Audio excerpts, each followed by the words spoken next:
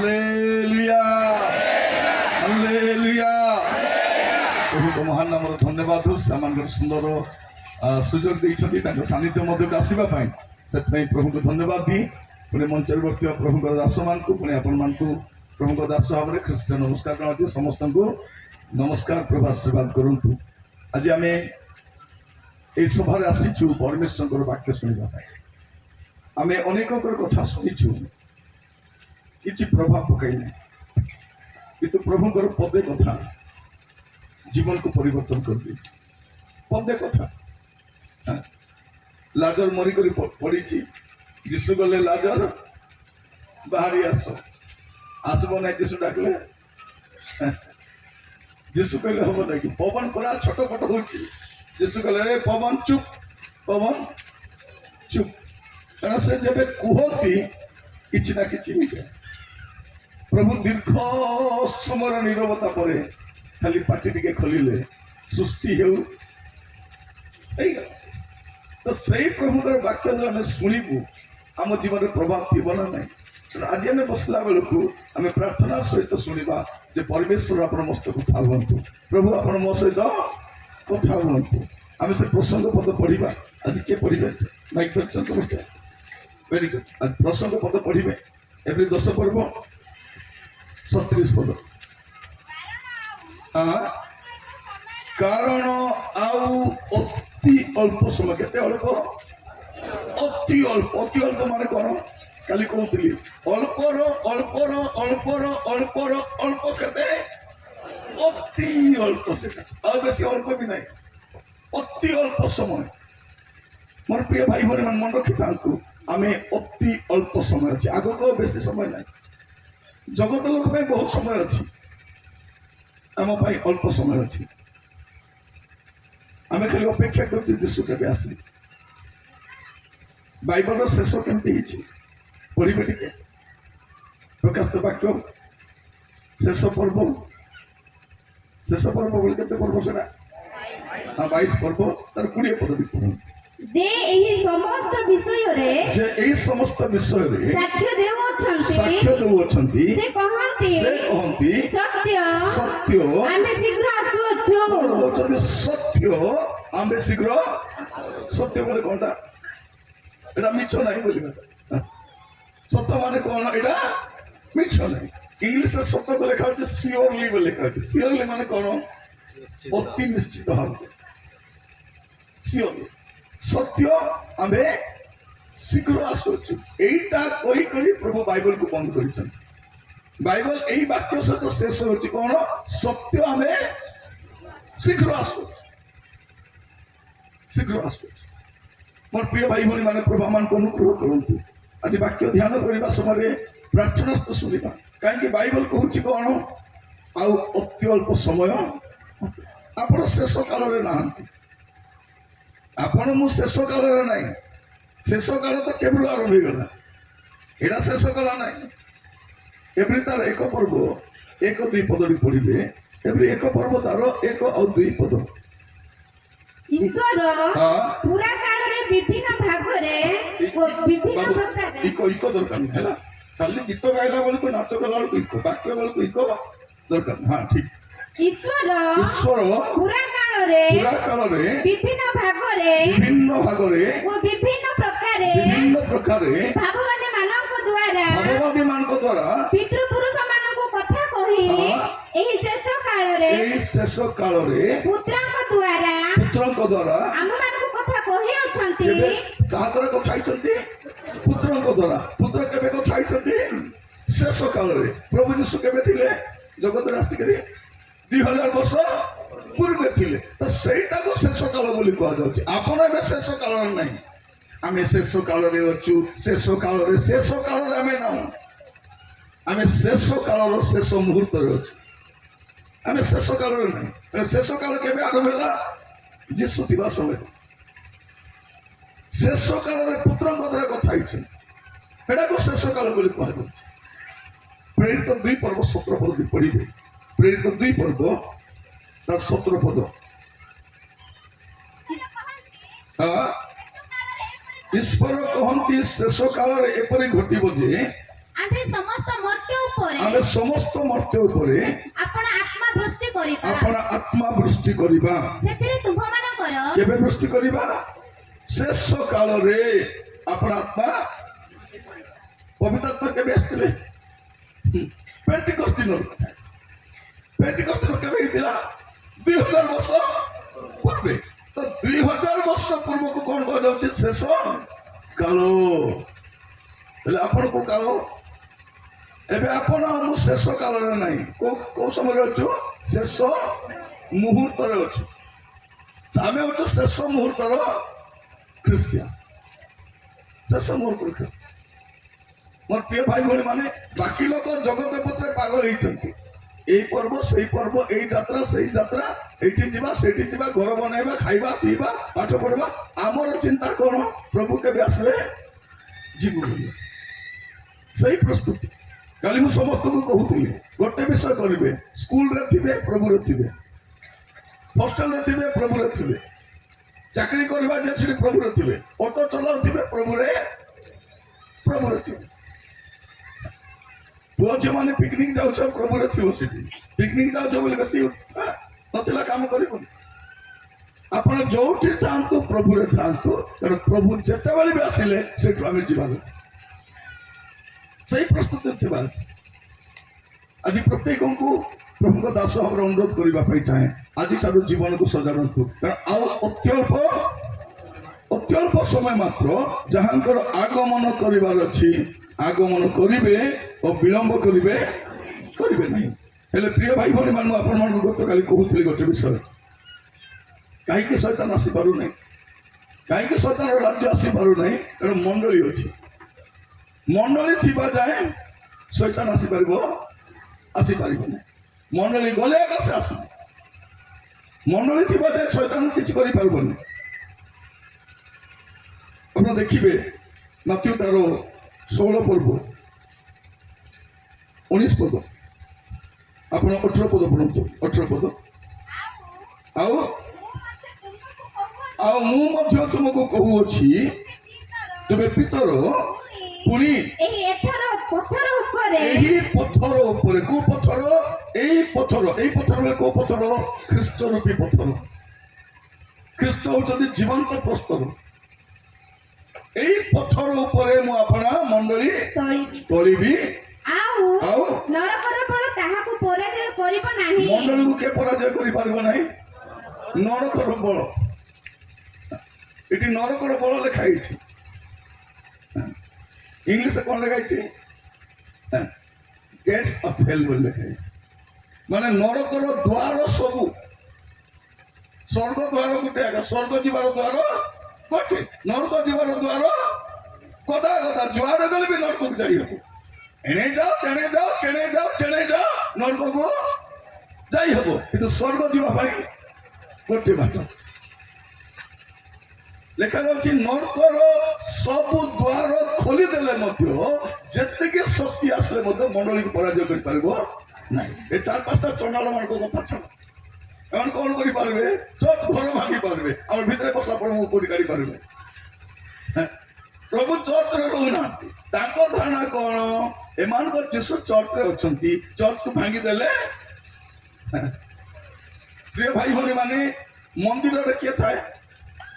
ମନ୍ଦିରରେ ମୂର୍ତ୍ତି ଥାଏ, ପ୍ରଭୁ ନଥାନ୍ତି। ପ୍ରଭୁ ଥାନ୍ତି କି ମନ୍ଦିରରେ? ମନ୍ଦିରରେ ପ୍ରଭୁ ନଥାନ୍ତି। ପ୍ରଭୁ କୋଉଠି ଥାନ୍ତି? ମନୁଷ୍ୟ ସହିତ ଥାନ୍ତି। ସେ ସର୍ବବ୍ୟାପୀ ଅଟନ୍ତି, ସେ ସର୍ବଦର୍ଶୀ ଅଟନ୍ତି, ସେ ସର୍ବଜ୍ଞ ଅଟନ୍ତି। ଏଟା ଜାଣିଥାନ୍ତି। ମନ୍ଦିରରେ ପ୍ରଭୁ ରୁହନ୍ତି ନାହିଁ, ମନ୍ଦିରରେ ମୂର୍ତ୍ତି ଥାଏ। ଆମର ଚର୍ଚ୍ଚରେ ଯୀଶୁ ରହୁନାହାନ୍ତି। ଯୀଶୁ କୋଉଠି ରହୁଛନ୍ତି? ଆମ ସହିତ ଅଛନ୍ତି। ସେ ସର୍ବବ୍ୟାପୀ ଇମାନୁଏଲ, ପରମେଶ୍ୱର ଆମ ମାନଙ୍କ ସହିତ ରହିବା ପରମେଶ୍ୱର। ତ ଶୈତାନ ତ ଆଜି କିଛି କରିପାରୁନାହିଁ। ଯେତିକି ଚେଷ୍ଟା କରୁଛି କଣ ଗୋଟେ କରିଦି ବୋଲିକରି। ତାର ଧାରଣା କଣ? ମୁଁ ଏକଲା ନରକ ଯିବି ନାହିଁ, କେତେକୁ ଧରିକରି ଯିବି ବୋଲି। ଆମର ବିଶ୍ୱାସ ମାନେ ବଢିଆ ଥିଲେ।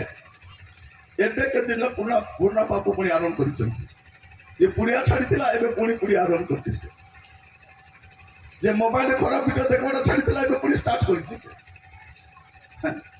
ଏ ଭାଙ୍ଗ ଖଇନି ପୁଡ଼ିଆ ଛାଡ଼ିଥିଲେ ବହୁତ ଦିନ ପର୍ଯ୍ୟନ୍ତ। ଏବେ କିଏ ଗୋଟେ କହିଥିଲା ନାଇଁ ଚଳିବ, ହୃଦୟ ସଫା ଥିଲେ ହେଲା ବୋଲି ପ୍ରିୟ ଭାଇ ଭଉଣୀ ମାନେ ପାଟି ସଫା ଥିଲେ ତ ହୃଦୟ ସଫା ଥିବ, ଆଖି ସଫା ଥିଲେ ତ ହୃଦୟ ସଫା ଥିବ, କାନ ସଫା ଥିଲେ ତ ହୃଦୟ ସଫା ଥିବ, କେମିତି ସଫା ରହିବ? ତେଣୁ ଆପଣମାନେ ସମସ୍ତେ ସାବଧାନ ହେଇକି ଥାଆନ୍ତୁ କଣ କରୁଛନ୍ତି, କାରଣ ପ୍ରଭୁ ଆସିଲା ବେଳକୁ କଣ କରୁଥିବେ ସେଇଟା ଏକା ଇମ୍ପୋର୍ଟାଣ୍ଟ କଥା। ପ୍ରଭୁ ଆସିଲା ବେଳକୁ ଯଦି ମଦ ଗ୍ଲାସ ଧରି ବସି ଦେଇଥିବ, ପ୍ରଭୁ ଆସିଲା ବେଳକୁ ଖଇନି ମନ୍ତୁଥିବ, ପ୍ରଭୁ ଆସିଲା ବେଳକୁ ପୁଅ ଝିଅ ହାଲ ହାଲ କରୁଥିବେ, କିଏ କାହାକୁ ଭିଡିଓ ପଠାଉଥିବ, କିଏ କାହାର ଭିଡିଓ ଦେଖୁଥିବ, ସେତେବେଳେ କଣ କରିବେ? ତେଣୁ ପାପ ପାପ ଅଟେ, ପାପ ସହିତ ସ୍ୱର୍ଗକୁ ଯାଇ ହବ ନାଇଁ।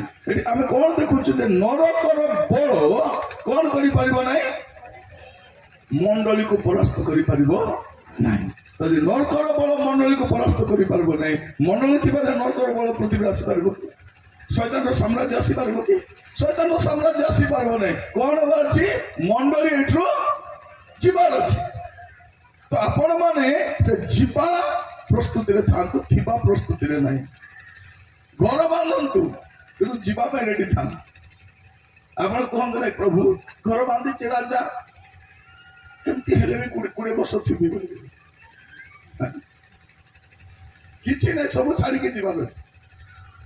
ତୁରୀ ଶବ୍ଦ ହେଲେ ତ ପିନ୍ଧଲ ଲୁଗା ବି ରହିଯିବ, ଏଠି ସୁନା କଣା ବି ରହିଯିବ, ଗାଡିର ଚାବି ରହିଯିବ, ମୋବାଇଲ ରହିଯିବ, ବ୍ୟାଙ୍କ ପଇସା ମଧ୍ୟ ଏଠି ଏକା ଗଲାବେଳେ ଧରିକି ଯାଇପାରିବ। ଯିବେ କି? ଅଣ୍ଟାରେ ଥିବା ପଇସା ଧରିକି ଯିବେ ନାଇଁ।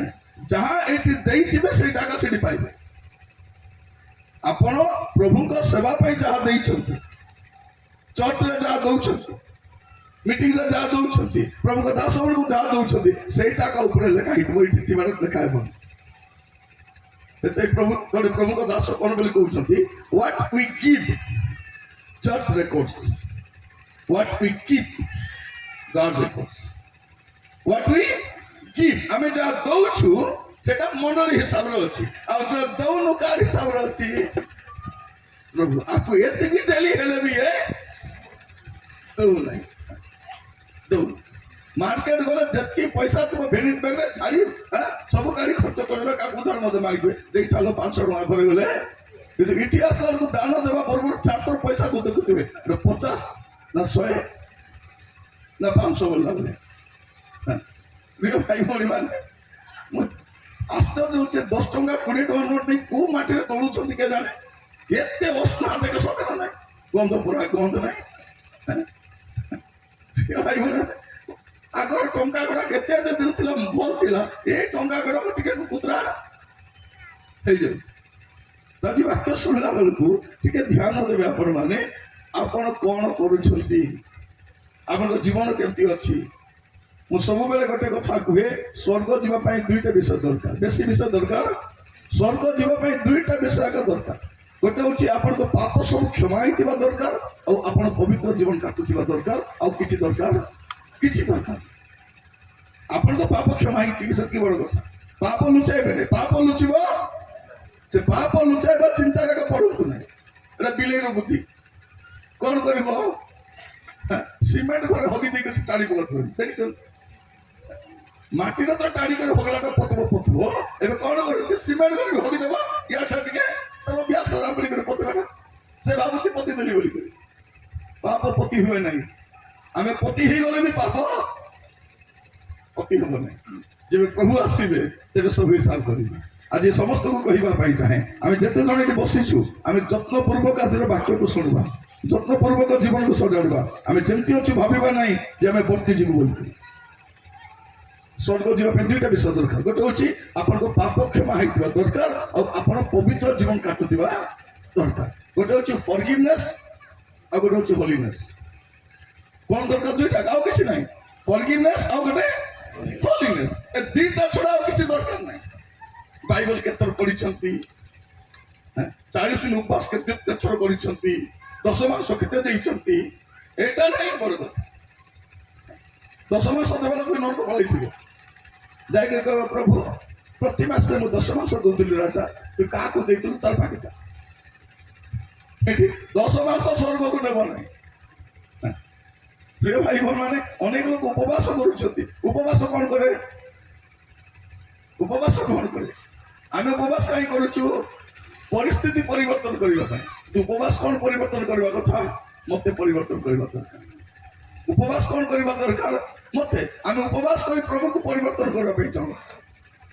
ସତ ନା ନିଶ୍ଚୟ ପୁଅକୁ ଭଲ ପାଇବେ ସେ ପୁଅ ନାହିଁ ବୋଲେ ଫାଷ୍ଟିଂରେ ବସି ପଡ଼ିବେ। ପ୍ରଭୁ ତୁମେ ତ ସବୁ କରିପାରିବ ରାଜା।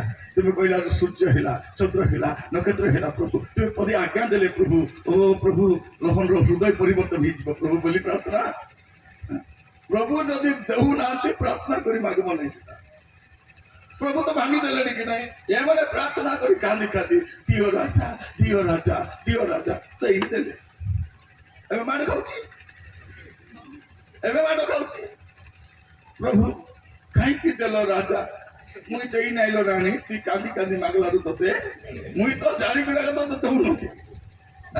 ଏଟା ଭଉଣୀ ମାନଙ୍କୁ 2-3 ଝିଅ ଥିବ ନା ନାହିଁ, ଖୁସି ଥିବାର ସିନା ନାହିଁ। ପୁଅ ହଉ ଝିଅ ହଉ ସମାନ କଥା। 3ଟା ଝିଅ ପରେ ଇଏ ଫାଷ୍ଟିଂ ଆରମ୍ଭ କରିଦେବ। ପ୍ରଭୁ ଗୋଟେ ପୁଅ ଦିଅ ରାଜା, ଗୋଟେ ପ୍ରଭୁ ଗୋଟେ ଦେଲେ। ଏବେ ସେ ଗୋଟେ ଆଜି କ'ଣ ସାକ୍ଷ୍ୟ? ମତେ ହେଉନଥିଲା, ଉପବାସ ପ୍ରାର୍ଥନା କଲି, କାନ୍ଦି ପ୍ରାର୍ଥନା କଲି, ପ୍ରଭୁ ମତେ ପୁଅ ଯୋଗାଇଲେ। ଏବେ ମୋ ସୀତା ବାହା ଯେବେ ହେବ ତାପରେ କଥା ତମେ ପରେ ବୁଝିବ। ଏବେ ଅନେକ ଲୋକ ବୁଝି ସାରିଲେଣି। ଏବେ ଯାଇ କହୁଛନ୍ତି ପ୍ରଭୁ କାହିଁକି ପୁଅ ଦେଲ ରାଜା? ତତେ ମୁଇଁ ଦେଇ ନାଇଲ ରାଣୀ, ତୁ ଏକା ଫାଷ୍ଟିଂ କରି କାନ୍ଦି ମାଗିଲୁ। ସେଟା ମୁଁ ଜାଣିଥିଲି ଏ ଘୋଡ଼ା ମୁଆଁକୁ ଏ ବଡ଼ ହେଲେ ତତେ ପଚାରିବ ନାହିଁ, ଏ କାଳିଆ ମୁଆଁ ତତେ ଘରରୁ ବାହାର କରିଦେବ। ସେଇଥିପାଇଁ ମୁଁ ଜାଣିକରି ତତେ ପୁଅ ଦେଉନଥିଲି। ତୁ ଏକା କାନ୍ଦି ମାଗିଛି, ଏବେ ଭୋଗେ। ପ୍ରଭୁ ଯଦି ଭଲରେ ଥଉନାହାନ୍ତି ବେଶୀ କନ୍ଦା ବବା ହେବ ନାହିଁ। ଏଟା ଆମର ପରମେଶ୍ୱର ଆମ ସବୁ ଆବଶ୍ୟକତା ଜାଣିଛନ୍ତି। ଆପଣଙ୍କୁ ଯାହା ଦରକାର ସେ ଦେବା ପାଇଁ ସାମର୍ଥ୍ୟ ଅଛନ୍ତି। ତେଣୁ ଆପଣ ଏ ପଛରେ ବଳନ୍ତୁ ନାହିଁ। 2ଟା ବିଷୟ ସ୍ୱର୍ଗ ଯିବା ପାଇଁ କ'ଣ? ଆପଣଙ୍କୁ ପାପ ସବୁ କ୍ଷମା ହେଇଥିବା ଦରକାର, ଆଉ ଆପଣ ପବିତ୍ର ଜୀବନ କାଟୁଥିବା ଦରକାର। ନାଇଁ ମୁଁ ପବିତ୍ର ଥିଲି, ପ୍ରାର୍ଥନା କରୁଥିଲି, ଉପବାସ କରୁଥିଲି, ସେ ଥିଲି ଚଳିବ ନାହିଁ। ଏବେ କେମିତି ଅଛ?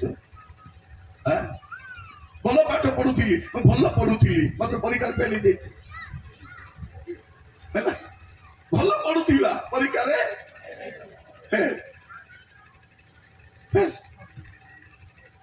ଅନୁଗ୍ରହ କରନ୍ତୁ। ଏଠି ବସିଲା ବେଳକୁ ଚିନ୍ତା କରିବା ପାଇଁ। ଏବେ ଆମର ଫାଇନାଲ ପରୀକ୍ଷା ଟାଇମ ଆସିଗଲାଣି। ତୁରିବା ଦେଲା ପରେ ଜଣା ପଡିବ କିଏ ଖ୍ରୀଷ୍ଟିଆନ କିଏ ନାହିଁ ବୋଲି। ଏବେ ତ ସବୁ ଖ୍ରୀଷ୍ଟିଆନ ନାହିଁ। ଏବେ ମଦ ପିଇବା ଲୋକ ବି ଖ୍ରୀଷ୍ଟିଆନ, କୁଡ଼ିଆ ଖାଇବା ଲୋକ ବି ଖ୍ରୀଷ୍ଟିଆନ, ଗୁଡ଼ାକୁ ବସିବା ଲୋକ ବି, ଭାଙ୍ଗ ଖାଇବା ଲୋକ ବି ଖ୍ରୀଷ୍ଟିଆନ, ଜୁଆ ଖେଳିବା ଲୋକ ବି ଖ୍ରୀଷ୍ଟିଆନ। ସବୁ ତ ଖ୍ରୀଷ୍ଟିଆନ। ସବୁ କରିଦେଇକରି ଏ ପୃଥିବୀ ଜାଣୁ ଆମେ ଭାଇ ମାନେ ସବୁ ଚଳୁଛି। ଭାଇ ଚଳିବ? ସିଗାରେଟ ମାଗିବ, ସିଗାରେଟ ନେଇ ବୋଲେ ଭାଇ ସିଗାରେଟ ନେଇ ବିଡି ଅଛି, ହଁ ଭାଇ ଚଳିବ, ଚଳେଇଦେବା। ପାନ ମାଗିବ, ପାନ ନଦେଲେ ପାନ ନାହିଁ, ହଉ କୁଡ଼ିଆ ବି ଚଳିବ। ଆକୁ ସବୁ ଚଳିବ। ଏଠି ଚଳିବ, ସେଠି ଚଳିବ ନାହିଁ। ଆପଣ ମାନେ ପ୍ରତ୍ୟେକ ସାବଧାନ ହେଇକି ଥାନ୍ତି। ସ୍ୱର୍ଗ ଯିବା ପାଇଁ 2ଟା ବିଷୟ। ଗୋଟେ ହଉଛି ପାପ କ୍ଷମା। ଯଦି ପାପ ଅଛି ପିଲାମାନେ କ୍ଷମା ମାଗିଦିଅ। ପ୍ରଭୁ ଯଦି କ୍ଷମା କରିବାକୁ ରେଡି ଅଛନ୍ତି, ଆପଣ କାହିଁ କ୍ଷମା ମାଗିବେ ନାହିଁ?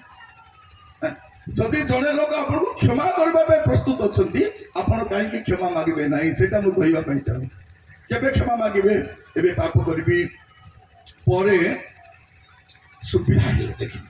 ଏବେ ମୋର କି ବୟସ ହେଇଛି? କି ବୟସ ହେଇଛି? ମରିବା ପାଇଁ ବୟସ ନାହିଁ। ମରିବା ପାଇଁ ବୟସ ଅଛି କି ନାହିଁ? କୌଣସି ବୟସରେ ବି ଲୋକ ଦେଖନ୍ତୁ, ଅନେକ ଘରେ ବୁଢା ବୁଢୀ ବାପା ମା ରହିଯାଇଛନ୍ତି, ଭେଣ୍ଡିଆ ଛୁଆ ମାନେ, ନାତି ମରି ଯାଇଛି, ଜେଜେ ବଞ୍ଚିଛି।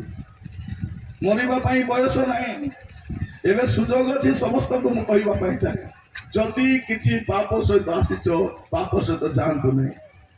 ଭାବନ୍ତୁ ନାହିଁ କିଛି ପ୍ରକାଶ ପାଇବନି। ଏବେ ଆମେ କ'ଣ କରି ଭାବୁଛୁ? କ'ଣ କିଏ ଜାଣିଛି, କିଏ ଦେଖୁଛି, କାହାକୁ ଜଣା? ଦିନେ ପ୍ରକାଶ ପାଇବ। ପ୍ରଭୁ ସବୁ ହିସାବ ରଖୁଛନ୍ତି। ବାଇବଲରେ କ'ଣ ଲେଖାଯାଉଛି? ଲୁକ 8 ପର୍ବ 17 ପଦ ପଢିବେ। ଲୁକ 8 ପର୍ବ ତାର 17 ପଦ। କାରଣ ଯାହା ପ୍ରକାଶିତ ନ ହେବ, ଏପରି ଗୁପ୍ତ ବିଷୟ କିଛି ନାହିଁ। ଯାହା ପ୍ରକାଶିତ ନ ହେବ, ଏପରି ଗୁପ୍ତ ବିଷୟ କିଛି ନାହିଁ। ମନେ ରଖିଥାନ୍ତୁ, ଯାହା ପ୍ରକାଶ ହେବ ଏପରି ଗୁପ୍ତ ବିଷୟ କିଛି ନାହିଁ। ତାପରେ ଅବା ଯାହା ଜଣାଯାଏ ପ୍ରକାଶ ନ ପାଇବ, ଅବା ଯାହା ଜଣାଯାଇ ପ୍ରକାଶ ନ ପାଇବ, ଏପରି ଗୁପ୍ତ ବିଷୟ କିଛି ନାହିଁ। କିଛି ନାହିଁ, ଗୋଟେ ବି ନାହିଁ, ଲୁଚାଇ ପାରିବେ ନାହିଁ ଆପଣ। ଅନେକ ଲୋକ ଭାବୁଛନ୍ତି କଣ ପାପ କରି ମୁଁ ଲୁଚେଇ ଦେବି, କିଛି ଲୁଚିବ ନାହିଁ। ତେଣୁ ଆଜି ଯେତେବେଳେ ବସିଛନ୍ତି ମୁଁ ସମସ୍ତଙ୍କୁ ସେୟା କହୁଛି, ମୋର କାମ ବେଶୀ କିଛି ନାହିଁ। ଲୋକମାନଙ୍କୁ ଶେଷ ଥର ପାଇଁ ସତର୍କ କରାଇବାଟା ମୋର କାମ। ମୋର କାମ କି ନୂଆ ଶିକ୍ଷା ଦେବାଟା ମୋର କାମ ନାହିଁ। ଯୋଉ ଶିକ୍ଷା ପାଇଛ ମନେ ପକାଇ ଦେବାଟା ମୋର କାମ। ମୋର କାମ ସତ୍ୟ, ଆଉ କିଛି ନାହିଁ। ପ୍ରଭୁ ମତେ ବେଶୀ ବଡ କାମ ଦେଇନାହାନ୍ତି। ପ୍ରଭୁ ମତେ ଭାବବାଦୀ ବନେଇ ନାହାନ୍ତି। ବାଇବଲ ଗୋଟେ ଦେଇଛନ୍ତି, ତ ଲେଖା ହେଇଛି ଯାଇକରି ସେତିକି କହ। ଲେଖା ନଥିଲା କଥା ତୁ କହ ନାହିଁ, ଯୋଉଟା ଲେଖା ହେଇଛି ସିଧା କହିବ। ଆଉ ଟେଢା ମେଢା ନାହିଁ, ସିଧା। କାହାକୁ ବାଧୁ କି ଖୁସି ହଉ କି ଦୁଃଖ ହଉ ଯାଇ ଆସେ। ମୁଁ ଦେଖିଛି ମିଟିଂ କରିବା ଲୋକ ବଡ ଖୁସିରେ ଡାକନ୍ତି, ବିଦାୟ ଦେଲା ବେଳକୁ ଆଉ ଦ୍ୱିତୀୟ ଥର ଶୁଣି ତୁମି କରୁନାହାନ୍ତି, ମନେ ପକାଉନାହାନ୍ତି। ଅନେକ ଜାଗାରେ ମୁଁ ଦେଖୁଛି, ଆଜ୍ଞା ଆପଣଙ୍କ ନାଁ ଉଠିଥିଲା, ବକ୍ତା କରି ଆଣିବା ବୋଲି ଆପଣଙ୍କ ନାଁ ଉଠିଥିଲା ଆଜ୍ଞା, ପରେ କିଏ ବସାଇ ଦେଲା କେଜାଣି, ଉଠି ତ ଥିଲା ମୋର ନାଁ। କିନ୍ତୁ କଣ କରିବା ପ୍ରିୟ ଭାଇ ଭଉଣୀ ମାନେ, ଚୋର ଚଣ୍ଡାଳ ଭଳିଆ ଜୀବନ କାଟିବୁ ଆଉ ସ୍ୱର୍ଗ ଯିବ ହବ କି? ମୁଁ ନାହିଁ, ଆପଣ ନାହିଁ। ଯଦି ମୁଁ ପାପରେ ପଡି ଯାଇଥିବି, ସ୍ୱର୍ଗ ଯାଇ ଖୋଜିବେ ସେ ନିରଞ୍ଜନ। ଆଜ୍ଞା ପ୍ରଭୁଙ୍କର ମହାନ ଦାସ କୁଆଡେ ଗଲେ?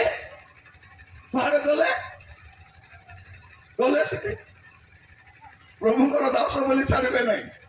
ଯଦି ପାପରେ ଥିବୁ ନା ଆପଣ ନା ମୁଁ, ସେଇଥିପାଇଁ ସବୁବେଳେ ସତର୍କ ଜୀବନ କାଟିବେ। ପାପ ଖେଳିବା ବିଷୟ ନୁହଁ। ପାପ ଖେଳିବା ବିଷୟ କି? ପାପ ପାପ ଅଟେ, ସାପ ସାପ ଅଟେ। ନା ମାନେ ସାନ ସାପକୁ ବେଗରେ ଧରି ଆସିବ, ବେନିଟ ବେଗରେ କାହିଁକି ନେଉଥିଲ? ଏ ମୋର ସାନ ବାବୁ ଖେଳିବ ତ ସେଥିପାଇଁ ମୁଁ ନାଇଁ। ସାନ ସାପର ବଡ ବିଷ, ବଡ ପାପ ଯଦି କ୍ଷତି କରିବେ ସାନ ପାପ। ମିଛ କହିବେ ମାନେ ଭାବି ତ ଲୋକ ନରକ କେଦି ଯିବେ, ମିଛ କହି ପଳେଇଥିବେ। ବଡ ପାପ ନାହିଁ, ସାମାନ୍ୟ ମିଛ। ଯେହେତୁ ଆମେ କହୁଛୁ ଏବେ ମିଛ କହିବା କଣ ଲାଗୁଛି? ଖୁସି ଲାଗୁଛି ନା ନାହିଁ? ଗୋଟେ ପଦ ପଢିବେ, ମସ୍ତ ଖୋଲନ୍ତୁ, ପ୍ରକାଶ ବାକ୍ୟ ଖୋଲନ୍ତୁ। ମୁଁ ଆପଣଙ୍କୁ ସାନ ସାନ ପାପ କଥା କହୁଛି, ବେଶୀ ବଡଟା କହିଲେ ଦୁଃଖ ହେବେ। ସାନ ସାନ ପାପ ପ୍ରକାଶ ବାକ୍ୟ ଦେଖନ୍ତୁ,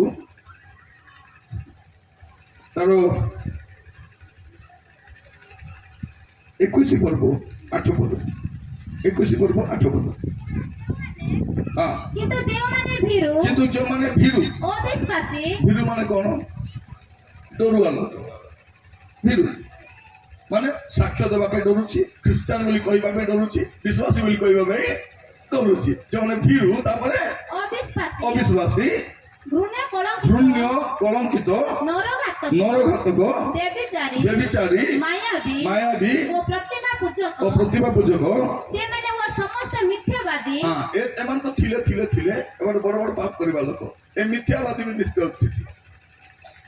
ମାନେ ଜଣେ ଲୋକ ନର ହତ୍ୟା କଲେ ନରକ ଯିବ, ବ୍ୟଭିଚାର କଲେ ଯିବ, ପ୍ରତିମା ପୂଜା କଲେ ଯିବ, କିନ୍ତୁ ମିଛ କହିବା ଲୋକ ମଧ୍ୟ ଯିବ।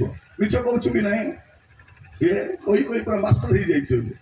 ଏବେ ଆମର ମିଛ ଗୁଡାକ କେମିତି ଲାଗୁଛି? ସତ ଭଳିଆ ଲାଗୁଛି। ସତଟା ନାହିଁ, ମିଛ କହି ଝିଅ ମାନେ ଖୁସି ଯାଉଥିବେ, ମା ଜାଣି ପାରିଲା ନାହିଁ, ପ୍ରେଜ୍ ଦ ଲର୍ଡ। ମିଛ କହି ପୁଅ ମାନେ କଣ ଭାବୁଛନ୍ତି? ପ୍ରଭୁ ଧନ୍ୟବାଦ ଦଉଛି, ପ୍ରଭୁ ମୋର ବାପା ବି ଜାଣି ପାରିଲା ନାହିଁ। ବାପା ଜାଣି ପାରିଲେ ନାହିଁ, ପ୍ରଭୁ ଜାଣିଲେ କି ନାହିଁ?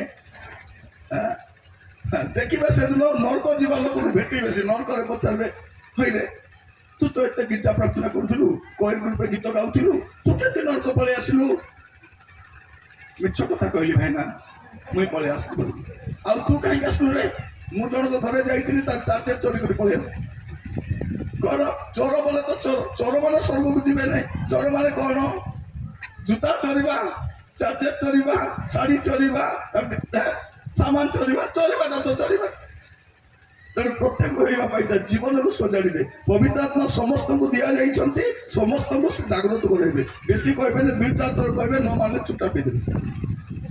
ମନେ ରଖିଥାନ୍ତୁ, ପବିତ୍ର ଆତ୍ମା ଆପଣଙ୍କ ପଛରେ ପଡ଼ିନଥିବେ। ଥରେ 2-4 ଥର କହିବେ, ବୁଝିଲେ ତ ବୁଝିଲେ, ମୁଁ ଚୁପ୍ ହେଇଯିବେ। ପଛରେ ପଡ଼ିନଥିବେ। ସେଥିପାଇଁ ଲେଖା ଅଛି, ପବିତ୍ର ଆତ୍ମାକୁ ଦୁଃଖ ଦିଅ ନାହିଁ, କାରଣ ସେ ବାରମ୍ବାର କଥା ହେବେନି। ମୋର ପ୍ରିୟ ଭାଇ ଭଉଣୀ ମାନେ, ଆଜି ଆମେ ଯେତେବେଳେ ବସିଛୁ, ଆମେ ଏଇଟା ଭାବିବା ନାହିଁ ଯେ ମୋ ବିଷୟରେ କେହି ଜାଣି ନାହିଁ। ମସ୍ତ ଖୋଲନ୍ତୁ ଟିକେ ଗଣନା ପୁସ୍ତକ, 32 পর্ব 23 পদ। গণনা 32 23।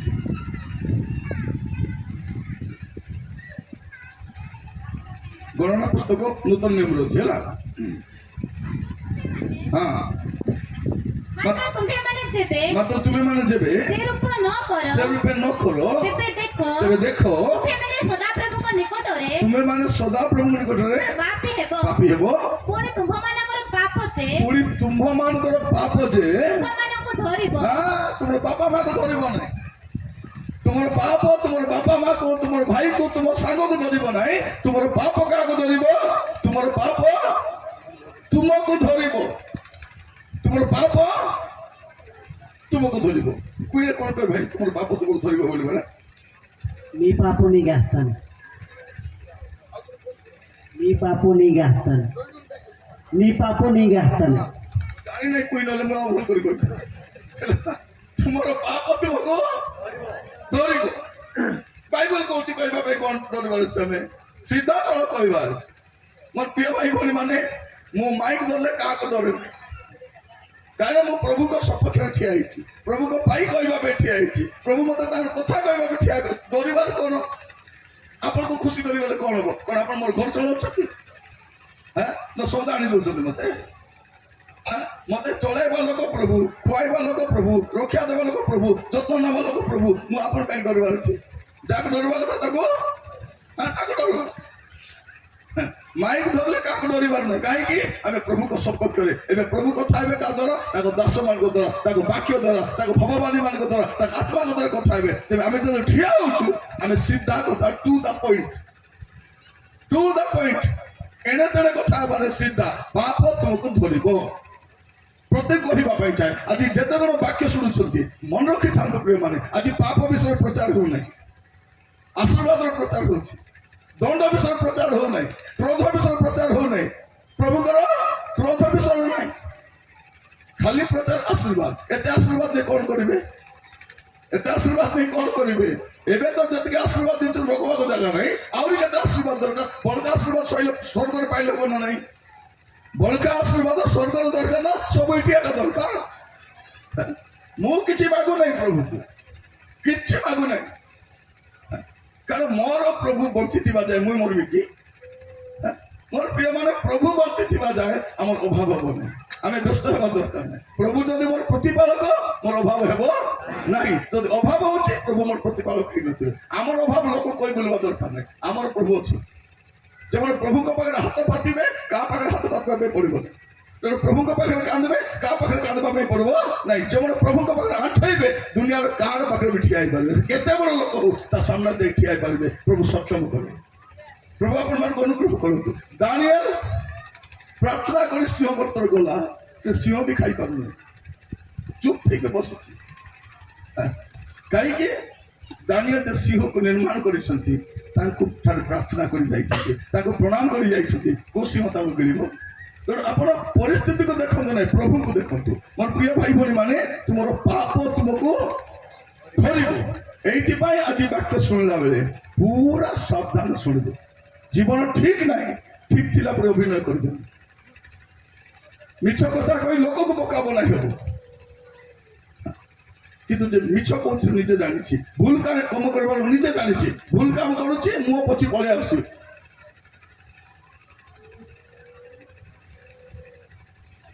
ବାସ୍, କିଏ ଜାଣିଲା? କିଏ ଜାଣିଲା? ଭଉଣୀ ମାନେ ଆପଣ ହୁଅନ୍ତୁ କି କିଏ ହୁଅନ୍ତୁ, ଯଦି ପାପ କରୁଛୁ ମନେ ରଖିଥିବା। କାହିଁକି? ଲେଖା ଅଛି, ଆଉ ଅତ୍ୟଳ୍ପ ସମୟ। ଯାହାଙ୍କର ଆଗମନ କରିବାର ସେ ଆଗମନ କରିବେ। କାହିଁକି ଆଗମନ କରୁଛନ୍ତି? ବିଚାର କରିବା ପାଇଁ ଆଗମନ କରୁଛନ୍ତି। କାହିଁକି ଆଗମନ କରୁଛନ୍ତି? ଦଣ୍ଡ ଦେବା ପାଇଁ ଆଗମନ କରୁଛନ୍ତି। ଲେଖା ଅଛି, ତାଙ୍କ ହାତରେ କୁଲା ଅଛି। ଆମେ ଚାଷୀ ଲୋକ ଜାଣିଛୁ କୁଲାର କାମ କଣ? ବାସ୍, ଆଜିକାଲି ତ ପବନ ବହୁଛି, ପବନ ପାଖରେ ରଖିଦେଲ ସବୁ ପଳେଇବ, ଥିବାଟା ଥିବ। ମନେ ରଖିଥାନ୍ତୁ, କୁଲା ଅଛି। କୁଲା ନାହିଁ ବୋଲି ଭାବନ୍ତୁ ନାହିଁ। ସେ କୁଲା ଧରି ଆସୁଛନ୍ତି, ବିଚାର କରିବାକୁ ଆସୁଛନ୍ତି, ଦଣ୍ଡ ଦେବା ପାଇଁ ଆସୁଛନ୍ତି। ସତର୍କ ଥାନ୍ତୁ। ବେଳ ଥାଉ ଥାଉ ଜୀବନ ସଜାଡ଼ିବାର ସମୟ ଏଇଟା ପ୍ରିୟ ଭାଇ ଭଉଣୀ ମାନେ। ମୁଁ କହୁଥିଲି ଆପଣମାନଙ୍କୁ, କାହିଁକି ଜଗତ ଉପରୁ ବିପତ୍ତି ଆସୁନାହିଁ? ମଣ୍ଡଳୀ ଅଛି। ଖୋଲନ୍ତୁ ପ୍ରକାଶିତ ବାକ୍ୟ 3 ପର୍ବ 10 ପଦ। ପ୍ରକାଶିତ ବାକ୍ୟ 3 ପର୍ବ 10 ପଦ। ତୁମ୍ଭେ ଆମ୍ଭର ଧୈର୍ଯ୍ୟର ବାକ୍ୟ ରକ୍ଷା କରିଅଛ, ଏହେତୁ ପୃଥିବୀ ନିବାସୀ ମାନଙ୍କୁ ପରୀକ୍ଷା କରିବା ନିମନ୍ତେ ସମସ୍ତ ଜଗତ ଉପରେ ଯୋଉ ପରୀକ୍ଷା କାଳ ଆସିବ ସେଥିରୁ ଆମ୍ଭେ ମଧ୍ୟ ତୁମକୁ ରକ୍ଷା କରିବୁ। ପୃଥିବୀ ନିବାସୀ ପୁରା ସମୁଦାୟ ପୃଥିବୀ ଉପରେ ମା ମାନେ ସକାଳେ ପଖାଳ ଖାଇଛନ୍ତି କି? କାମ କରୁଛି, ପଖାଳଟା କାମ କରୁଛି ମାନେ ଗ୍ୟାରେଣ୍ଟି। ଆପଣ ଆଖି ବନ୍ଦ କରି ଶୁଣନ୍ତୁ ନାହିଁ, ସମସ୍ତ ଆଖି ପୁରା ଘୁରୁଛନ୍ତି ଭଲ। ତଳେ ବସୁଛନ୍ତି ପଡ଼ିବେ ବି ନାହିଁ। ଏ ଚେଇରେ ବସିବା ଲୋକ ଡେଞ୍ଜର। ଯଦି ଚେଇରେ ବସି ଯଦି ଶୋଉଛନ୍ତି ପଡ଼ିଗଲେ କମ୍ପାନୀ ଦାୟୀ ନାହିଁ, ମୋର ନାଁ ନେବେ ନାହିଁ ହେଲା। ସମସ୍ତ କହିବା ପାଇଁ ଚାହେଁ ଆଖି ଟିକେ ଖୋଲା ରଖୁ। ନିଦ ଲାଗିଲେ ବି ଆଖି ଦେଖିକି ଶୁଅନ୍ତୁ। ଆଖି ଦେଖିକି ଶିଖିବା ଅଛି ନା ନାଇଁ? କେତେ ସବୁ ଆଖି ଦୁଇଟା ଦେଖିକରି ଘୁଙ୍ଗୁଡ଼ି ମାରିବ, ମଝିରେ ମୁଣ୍ଡ ଟିକେ ଟିକେ ଖୋଲେଇ ଦଉଥିବ। ଯଦି ଆମେ ଭାବୁ ଶୁଣୁଛନ୍ତି ବୋଲି ବାକ୍ୟ ଶୁଣନ୍ତୁ। ପ୍ରଭୁ ଏମାନଙ୍କୁ ସୁଯୋଗ ଦେଇଛନ୍ତି କଣ? ଯେ ପୃଥିବୀ ପରକୁ ବିପତ୍ତି କାହିଁକି ଆସୁନାହିଁ ତା ପଛର ମୂଳ କାରଣ କଣ? ମଣ୍ଡଳୀ ଅଛି। ଯୋଉଦିନ ମଣ୍ଡଳୀ ଏଇଠୁ ଚାଲିଯିବ ପ୍ରିୟମାନେ, ଯୋଉଦିନ ମଣ୍ଡଳୀ ଏଇ ଜଗତରୁ ଚାଲିଯିବ ଜଗତ ଉପରକୁ ବିପତ୍ତି ଛଡା ଆଉ କିଛି ଆସିବନି। ମନେ ରଖିଥାନ୍ତି। ଏବେ ଯାଇ ଜଗତ ଲୋକ ସେ ଦଣ୍ଡ ଦେଖି ନାହାନ୍ତି, ସେ ରୋଗ ଦେଖି ନାହାନ୍ତି, ସେ ସମସ୍ୟା ଦେଖି ନାହାନ୍ତି। ଯୋଉଦିନ ମଣ୍ଡଳୀ ଏଇ ସ୍ଥାନରୁ ଚାଲିଯିବ ବିଶ୍ୱାସୀ ମାନେ ଜଗତରୁ ପଳେଇବେ, ତା ପରର ଅବସ୍ଥା ଚିନ୍ତା ବି କରିପାରିବନି। ଦୁନିଆରେ ଏମିତି କୋଉ ସରକାର ନାହିଁ ସେ ସମସ୍ୟାକୁ ସାମ୍ନା କରିପାରିବ, ସମାଧାନ କରିପାରିବ। ଏବେ ଆମର ସାନ ସାନ ଛୁଆ ମାନଙ୍କୁ କଣ ଦଉଛନ୍ତି? ଟିକା ଦଉଛନ୍ତି। କଣ ତାକୁ ପରେ କେବେ କ୍ୟାନ୍ସର ହେବ? କେବେ ହେବ? ଆକୁ ତ ହେଇଛି 14 ବର୍ଷ, କ୍ୟାନ୍ସର ହେବ କେବେ? 50 ବର୍ଷ କି 60 ବର୍ଷ ହେବ କି ନାହିଁ ଜଣା। ନେଲା ପରେ କଣ ହବ ସେଇଟା ବି ଜଣା। ଏବେ ଯେଉଁମାନେ ଦଉଛନ୍ତି ସେମାନେ ବି ନଥିବେ। ଆଜି ଯୋଉମାନେ ଆମକୁ ଟିକା ଦଉଛନ୍ତି ଆମର ଛୁଆକୁ ଦେହ ଖରାପ ହେଲାବେଳେ କିଏ ବି ନଥିବେ। ଏ ବୁଢା ଆମର ସବୁ ଖତମ। କିଏ? ବିଲଗେଟ ବୁଢା ପ୍ରଥମ। ପ୍ରିୟମାନେ କରୋନାରେ କେତେ ଲୋକ ମରିଲା ତାର ହିସାବ ଏବେ ଯାଇ ଦେଇନାହାନ୍ତି ସେମାନେ। ଏବେ ଆଣିକି ଟିକା ଦଉଛନ୍ତି। ଆଗକୁ ଆହୁରି କିଛି ନାହିଁ, ଖାଲି ଟିକା ନେଇ ବଞ୍ଚିବା କଥା। କ୍ୟାନ୍ସର ପାଇଁ ଗୋଟେ ଟିକା, ହାର୍ଟ ପ୍ରୋବ୍ଲେମ ପାଇଁ ଗୋଟେ ଟିକା, ଡାଇବେଟିସ୍ ପାଇଁ ଟିକା। ଆମର ଦେହ ଖାଲି ଟିକା ନେବା ପାଇଁ ଆଗା ଖାଲି ପୋଡ଼ି ହେଇ ବସିଥିବା କଥା ବଞ୍ଚିବୁ ବୋଲି। ପ୍ରିୟମାନେ ଏବେ ବଞ୍ଚିବୁ ବୋଲି ମରୁଛ। ଏବେ ତ କିଛି ନାହିଁ। ମଣ୍ଡଳୀ ଯାଉ, ଯେତେବେଳେ ମଣ୍ଡଳୀ ଜଗତରୁ ଚାଲିଯିବ ତା ପରର କଥା କେହି ଚିନ୍ତା ବି କରିନାହାନ୍ତି। ବାଇବଲ ସେଟା କହୁଛି। ଦାନିଏଲ ପୁସ୍ତକ 12 ପର୍ବ ତାର ପ୍ରଥମ 2 ପଦରେ ପଢିବା। ଦାନିଏଲ ପୁସ୍ତକ 12 ପର୍ବ ତାର ପ୍ରଥମ 2 ପଦ। ପୁଣି ପୃଥିବୀର ଧୂଳିରେ ଯେଉଁମାନେ ଶୟନ କରନ୍ତି ସେମାନଙ୍କ ମଧ୍ୟରୁ ଅନେକ ଜାଗି ଉଠିବେ। 12 ପର୍ବ 1-2। ସେ ସମୟରେ ତୁମ ଲୋକଙ୍କ ସନ୍ତାନ ଗଣର ସାହାଯ୍ୟକାରୀ ମିଖାଏଲ ମହାନ ଅଧିପତି ଠିଆ ହେବେ ଓ ମନୁଷ୍ୟ ଗୋଷ୍ଠୀର ସ୍ଥିତି ମାନେ ଯେବେରୁ ମନୁଷ୍ୟ ଜଗତରେ ଅଛି। ମନୁଷ୍ୟ କେବେ ଅଛି? ଆଦମଙ୍କ ସମୟ ଠାରୁ ହେଲା। ଆଦମଙ୍କ ଠାରୁ ମନୁଷ୍ୟ ଆସିଲେ, ମାଙ୍କଡ ଠାରୁ ମନୁଷ୍ୟ ଆସିନାହାନ୍ତି। ଯୋଉ ମାଙ୍କଡ ମାନେ କହୁଥିଲେ ସେ ମାଙ୍କଡ ମାନେ କିଛି କହିପାରୁନାହାନ୍ତି। ମନୁଷ୍ୟ କୋଉଠୁ ଆସିବ? ଯଦି ମାଙ୍କଡରୁ। ଆମର କାରବାର ସବୁ ମାଙ୍କଡ ଭଳିଆ କି ନାହିଁ? ଉତ୍ପତ୍ତିଆ କାମ ସବୁ କରୁଥିବୁ, ନ କରିବା କାମ କରୁଥିବୁ। ଆମର କାମ ଗୁଡାକ ମାଙ୍କଡ ଭଳିଆ, କିନ୍ତୁ ମାଙ୍କଡରୁ ଆମେ ଆସିନୁ। ମୋର ପ୍ରିୟ ଭାଇ ଭଉଣୀ ମାନେ, ଲୋକମାନେ କାହାଣୀ ଶୁଣିବା ପାଇଁ ପୁରା ଆଗ୍ରହ। ମନୁଷ୍ୟର ମନୁଷ୍ୟ ଗୋଷ୍ଠୀର ସ୍ଥିତି କାଳ ଠାରୁ ସେ ସମୟ ପର୍ଯ୍ୟନ୍ତ ଯେଉଁ ପ୍ରକାର ସଂକଟର କାଳ କେବେ ହୋଇନାହିଁ। ସେମିତିକା ସଂକଟ କାଳ କେବେ ହୋଇନାହିଁ। ଏପରି ସଂକଟର କାଳ ଉପସ୍ଥିତ ହେବ। ଆଉ ତୁମ ଗୋଷ୍ଠୀୟ ଯେ ପ୍ରତ୍ୟେକର ନାମ ପୁସ୍ତକରେ ଲିଖିତ ହୋଇଅଛି।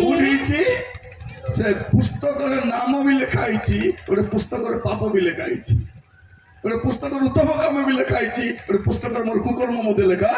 ଖାଲି ପୁସ୍ତକ ଫିଟିବ। ସେ ପୁସ୍ତକରେ ଯାହାର ନାମ ଲିଖିତ ହୋଇଅଛି ସେମାନେ ପ୍ରତ୍ୟେକ ସେ ସମୟରେ ଉଦ୍ଧାର ପାଇବେ। ସେମାନେ ସବୁ ଲୋକ ଉଦ୍ଧାର ପାଇବେ ନାହିଁ। ଏ ସଙ୍କଟ କାଳରେ କେଉଁମାନେ ଉଦ୍ଧାର ପାଇବେ? ପ୍ରିୟ ଭାଇ ଭଉଣୀ ମାନେ, କାହାଣୀ କହୁନାହିଁ, କାହାଣୀ ନାହିଁ। କିଏ କିଏ ବାଇବଲ ଆଣିଛ ଟିକେ ଉଠାନ୍ତୁ ଉପରକୁ। କ୍ୟାମେରା ଭାଇ ଟିକେ ବୁଲାନ୍ତୁ ତ ସବୁ। ସବୁ ବାଇବଲ ଉପରକୁ ଉଠାନ୍ତୁ ଭଲ କରି ଦେଖିଲା ବେଳେ। ପଛଆଡ଼େ କାହାଣୀ ନାହାନ୍ତି କି ପ୍ରେଜ ଦ ଲର୍ଡ। ଜଣେ ଆଣିଛନ୍ତି ଉପରକୁ ଉଠାନ୍ତୁ। ଭାବି ଦେଖନ୍ତୁ ମୋର ପ୍ରିୟ ଭାଇ ଭଉଣୀ ମାନେ, এইটা হচ্ছে খ্রিস্টানিটি। এটাকে কইবে কোন? এটা প্রবচন নাই, বচন। মু আপনাকে ঠকি পারিবি না। ঠকি পারিবি কি নাই? বাবা ভলিয়া কই পারিবি না। যাহা লেখা হয়েছে আপনার ঝিও মানে পড়ুଛନ୍ତି, পুଅ মানে পড়ুଛନ୍ତି, আপনার দেখুଛନ୍ତି। এটা কাহানি বই নাই,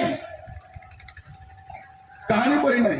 আমি এ বহি পড়িছু বলি যেতে তাড়ন আসলে মধ্যে আমি স্থির হইকি রয়েছু। কারণ এই বহির অসল উদ্দেশ্য আমি জানিছু। যেবে আমি জগত ছাড়িদেবা, তেবে আমি প্রভুଙ୍କ রাজ্যକୁ, তেবে লোক ভাবুଛନ୍ତି এ খ্রিস্টিয়ান মানুষ মারিলে, পিটিলে, হাଣିলে, ঘাটিলে মধ্যে যিশুକୁ ছাড়ুনাহাନ୍ତି। কোন পাই ছাড়ুনাহাନ୍ତି? চাউল বস্তা পাই ছাড়ুনাহাନ୍ତି? কোন? ମୋର ପ୍ରିୟ ମାନେ, ଆମକୁ ଚାଉଳ ବସ୍ତା ବୋଲି କହିବା ଲୋକ 5,000 ଟଙ୍କା ପାଇଁ ପାଗଳ ହେଇ ବୁଲୁଛନ୍ତି। ମଝିରେ ଜଣେ କଣ କହୁଥିଲା, ନାହିଁ ଖ୍ରୀଷ୍ଟିଆନ ହେବା ପାଇଁ 40,000 ଟଙ୍କା ଲେଖା ଦଉଛନ୍ତି। କୋଉଠି ଦଉଛନ୍ତି? ଯଦି 40,000 ଟଙ୍କା ଦେଇଥାନ୍ତୁ ସମସ୍ତେ ଖ୍ରୀଷ୍ଟିଆନ ହେଇଥାନ୍ତେ ନା ନାହିଁ? ହେଇଥାନ୍ତେ। ଏ 5,000 ଟଙ୍କା ପାଇଁ ବାଏ ବାଏ ହେଇ ବୁଲୁଛନ୍ତି ଆଧାର କାର୍ଡ ଧରିକରି। କେତେ? 5,000 ଟଙ୍କା ପାଇଁ ଗାଁ ଗହଳି ଲୋକ ପୁରା ଧାଇଁ ବୁଲୁଛନ୍ତି। ଆଡେ ବୁଲ, ସିଆଡେ ବୁଲ, ସିଆଡେ ବୁଲ। 40,000 ଆସିଥାନ୍ତେ ନା? এটা পয়সা খিয়া খ্রিস্টান নাই, পয়সা দিয়া খ্রিস্টান। কথা না নাই। এবে দান সংগ্রহ হব, এবে আমি দেবু। আমি নেবা লোক নাই, দেবা লোক। ମୋର ପ୍ରିୟ ଭାଇ ଭଉଣୀ ମାନେ, କଣ ଭାବୁଛନ୍ତି ସେମାନେ ଯେ ଯୀଶୁକୁ ଜାଣି ନାହିଁ, ସେ କିଛି ଜାଣି ନାହିଁ। ଆମେ କାହିଁକି ଖ୍ରୀଷ୍ଟିଆନ ହେଇଛୁ ଆମେ ଜାଣିଛୁ।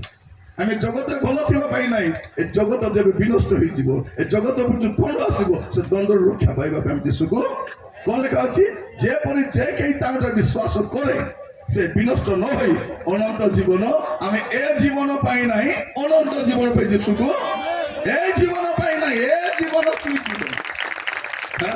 কি জীবন? আজি নলে কালি সরিଯିବ। পানি ফটকা পড়া জীবন, বাষ্প ভলিয়া জীবন কেତେବେଳେ সরিଯିବ জଣା নাই। আমি কাହିଁକି ବିଶ୍ୱାସ କରୁଛୁ? ଏ ଜଗତ ପାଇ ନାହିଁ। ତ ପ୍ରିୟ ଭାଇ ଭଉଣୀ ମାନେ, ମଣ୍ଡଳୀ ଥିବା ପର୍ଯ୍ୟନ୍ତ ବିପତ୍ତି ଆସିବ ନାହିଁ। আসলে মধ্যে ছোটিয়া মোটিয়া আসুথিব। যৌদিন মন্ডলী পলাইব তাপর অবস্থাকে চিন্তা মধ্যে কোটিকা কাম করে পারব। প্রিয় ভাই ভনী মানে, করোনা কু সামনা করে পারুনু, প্রভুঙ্ক ক্রোধ কু সামনা করে পারব। সামান্য রোগ কু সামনা করে পারব। সামান্য সামান্য রোগ কু সেটাকে সামনা করব। মন রক্ষা। আজি যেমন ভাবুଛନ୍ତି মোটু বড় কিଏ নাই, মোটু ধনী কিଏ নাই, মোটু পাওয়ারফুল কিଏ নাই। କିଏ ନାହିଁ? ପାପ ଲୁଚିବ ନାହିଁ ହେଲା। ସେ ଆମେରିକାର ଗୋଟେ ଲୋକ, ତାର ନାଁ ଆପଣ ଜାଣିଛନ୍ତି କି ନାହିଁ? ତାର ନାଁ ଜେଫ୍ରି ଏପଷ୍ଟିନ୍ ହେଲା। ସେଇ ଲୋକ ପୃଥିବୀର ସବୁଠାରୁ ଦୁର୍ଦ୍ଦାନ୍ତ କଦର୍ଯ୍ୟ ଲୋକ, ମଣିଷ ବୋଲି ଡକାଯିବା ପାଇଁ ଯୋଗ୍ୟ ନାହିଁ। ସେମାନେ ମିଶି ଏ ପୃଥିବୀ ଯାକର ନେତାମାନେ, ବଡ଼ ବଡ଼ ନେତାମାନେ, ଶିଳ୍ପପତି ମାନେ, ଧନୀ ମାନେ, ମନ୍ତ୍ରୀ ମାନେ, ରାଷ୍ଟ୍ରପତି ମାନେ ସାନ ସାନ ଛୁଆମାନଙ୍କୁ ଅତ୍ୟାଚାର କରିଥିଲେ। ରାନ୍ଧିକି ଖାଇଥିଲେ ଛୁଆମାନେ, পুড়েইকি ভাজিকি খাইদেলে, তার অন্তপুটা খাইদেলে। মানে ভাবি দেখুন, এমতি দুর্দান্ত ଲୋକମାନେ କଣ ଭାବୁଥିଲେ? ଏ ସାନ ଛୁଆ ମାନେ ଆମର କଣ କରିବେ ବୋଲି ଭାବୁଥିଲେ ସେମାନେ। ଏବେ ସବୁ ବାହାରୁଛି। କୋଉଠି ଯାଇ କରିଥିଲେ? ଗୋଟେ ଦ୍ୱୀପରେ ସେ 70 ଏକର ଖଣ୍ଡେ, 77 ଏକରର ଗୋଟେ ଦ୍ୱୀପ ସେ କିଣିଥିଲା। ସେଇଠି ଏଟା ବନାଇଥିଲା। ସେଠୁ କିଏ ଆସିପାରିବ ନାହିଁ। ଯଦି ଯିବ ଉଡ଼ାଜାହାଜରେ ଯିବ, ଯଦି ଯିବ ହେଲିକପ୍ଟର ଯିବ, ଆଉ ଜଣେ ଯାଇପାରିବ ନାହିଁ। ସେମିତି ଜାଗାରେ ପାପ କରି ଭାବୁଥିଲେ କଣ? କିଏ ଜାଣିବେ? କିଏ ଜାଣିବେ ନାହିଁ। ପାପ କେବେ ଲୁଚିବ ନାହିଁ। ଯଦି ମନୁଷ୍ୟ ଠାରୁ ମନୁଷ୍ୟ ଲୁଚାଇ ପାରୁନାହିଁ, ପ୍ରଭୁଙ୍କ ଠାରୁ ପାପ ଲୁଚାଇବ କି? ଆଉ ଅତ୍ୟଳ୍ପ ସମୟ ମାତ୍ର। ଯାହାଙ୍କର ଆଗମନ କରିବା ଅଛି, ଆଗମନ କରିବେ, ତା ପୂର୍ବରୁ ସତର୍କ ହେବା ଦରକାର। ମଣ୍ଡଳୀ ଥିବା ପର୍ଯ୍ୟନ୍ତ ଅସୁବିଧା ହେବ ନାହିଁ। ମୋର ପ୍ରିୟ ଭାଇ ଭଉଣୀ ମାନେ, ମଣ୍ଡଳୀ ଯିବା ପାଇଁ ପ୍ରସ୍ତୁତ। ଆପଣ ବି ଯିବା ପାଇଁ ପ୍ରସ୍ତୁତ ହୁଅନ୍ତୁ। ଥିବା ପାଇଁ ପ୍ରସ୍ତୁତ ହୁଅନ୍ତୁ ନାହିଁ। ଥିବା ପାଇଁ ପ୍ରସ୍ତୁତ ହୁଅନ୍ତୁ ନାହିଁ। ଆଜି ପ୍ରଭୁ ତାଙ୍କ ବାକ୍ୟ ଜରିଆରେ ଆମମାନଙ୍କୁ ସମସ୍ତଙ୍କୁ ସଚେତନ କରାଉଛନ୍ତି। ଆମ ସମସ୍ତଙ୍କୁ କହୁଛନ୍ତି, ପୁଅରେ ଝିଅରେ ତୋ ପାଇଁ ଗୋଟେ ସୁଯୋଗ ଅଛି, ତୋ ଜୀବନ ସଜାଡ଼ି ପାରିବେ। ଯଦି ଆପଣ ଦେଖିବେ ପ୍ରଥମ ଥେସଲୋନିକେ ତାର 5 ପର୍ବ 9 ପଦ। ପ୍ରଥମ ଥେସଲୋନିକେ 5 ପର୍ବ ତାର 9 ପଦ। କାରଣ ଈଶ୍ୱର ଆପଣମାନଙ୍କୁ କ୍ରୋଧର ପାତ୍ର ହେବା ନିମନ୍ତେ ନିରୂପଣ ନ କରି, ବରଂ आम्भମାନଙ୍କୁ प्रभु जीशु ख्रीष्टଙ୍କ द्वारा परित्राण प्राप्त हेबा निमंते काहेकि निरूपण करिसेंति प्रिय माने क्रोधर पात्र हेबा पाई नै आगामी समय तो क्रोधर समय आगामी समय तो दंडर समय आमान एटा पे टेंशन होनो आमे कोन कोन खाइबू कोन पिंदिबू कोन एटा हमर टेंशन काली कहउतिली परा जो दिन जीशु को ग्रहण कलु हमर भिखारी अवस्था कैंसिल हो गला कैंसिल आगो दरिद्र थिलु पता नै लोक माने हमर कोन खाउतिले से आंबर तांकु भी खाउतिले गछर कोदा खाउतिले खाइबा पे नथिला लोक मान एते कष्ट आमर पूर्वपुरुष थिले किंतु जो दिन प्रभु को ग्रहण कले तांको जीवन रो अभाव दूर काली कहउतिली प्रश्न काली के जण नथिले आपण ओडिशा सारा जानतु इंडिया सारा जानतु जतके ट्रेन रे जिवे जानतु बस रे जिवे जानतु बस स्टेशन को जिवे जानतु आपण केबे देखबे नै बाबू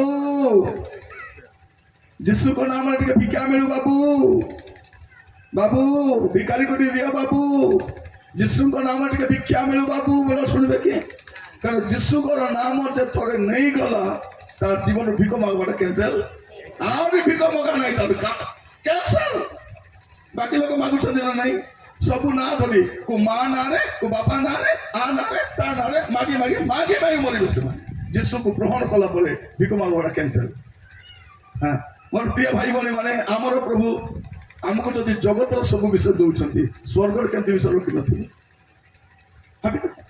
आम खाली जगत पे दौड़ानी हो आमको प्रभु क्रोधर पात्र होगा निरूपण करना निरूपण कर उद्धार पाइबा जीशु जब आसीजे आम जगत उद्धार पाई पलैबू तुरी बाजिबा सागे सागे मेघमाला को से समस्त को कहूँ शरीर को पवित्र रखिथ तुरी बादल परिवर्तन कौटा हम शरीर रूपांतरित कौटा हम शरीर हम जब शरीर पाप थे के रूपांतरित हम केमती हम से एवं खाली शरीर रोग प्रार्थना मुंड बथा प्रार्थना कथा कहले खाली ए मुंड बथारे मुझे मरीजी पड़ी लगुच ए अंटा बता छाड़ू ना मरीगले होता चाकरी टी हो ना मरीगले होता ए झील मत धोखा देदेला मरीगले भल है एवं धोखा देला बाहला पर धोखा देले कौन करते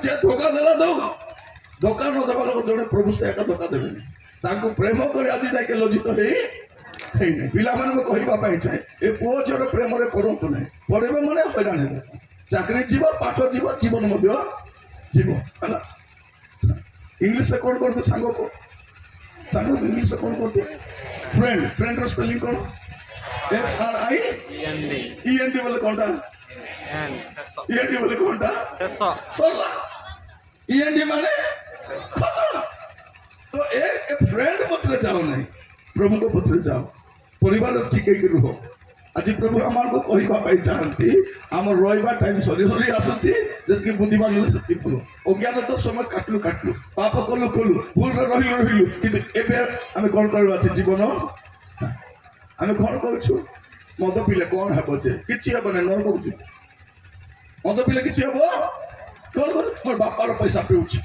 मोर पैसा पीऊँ मोर पैसा पीऊँ मत कहवाई तत्ते कहवा किए किए कह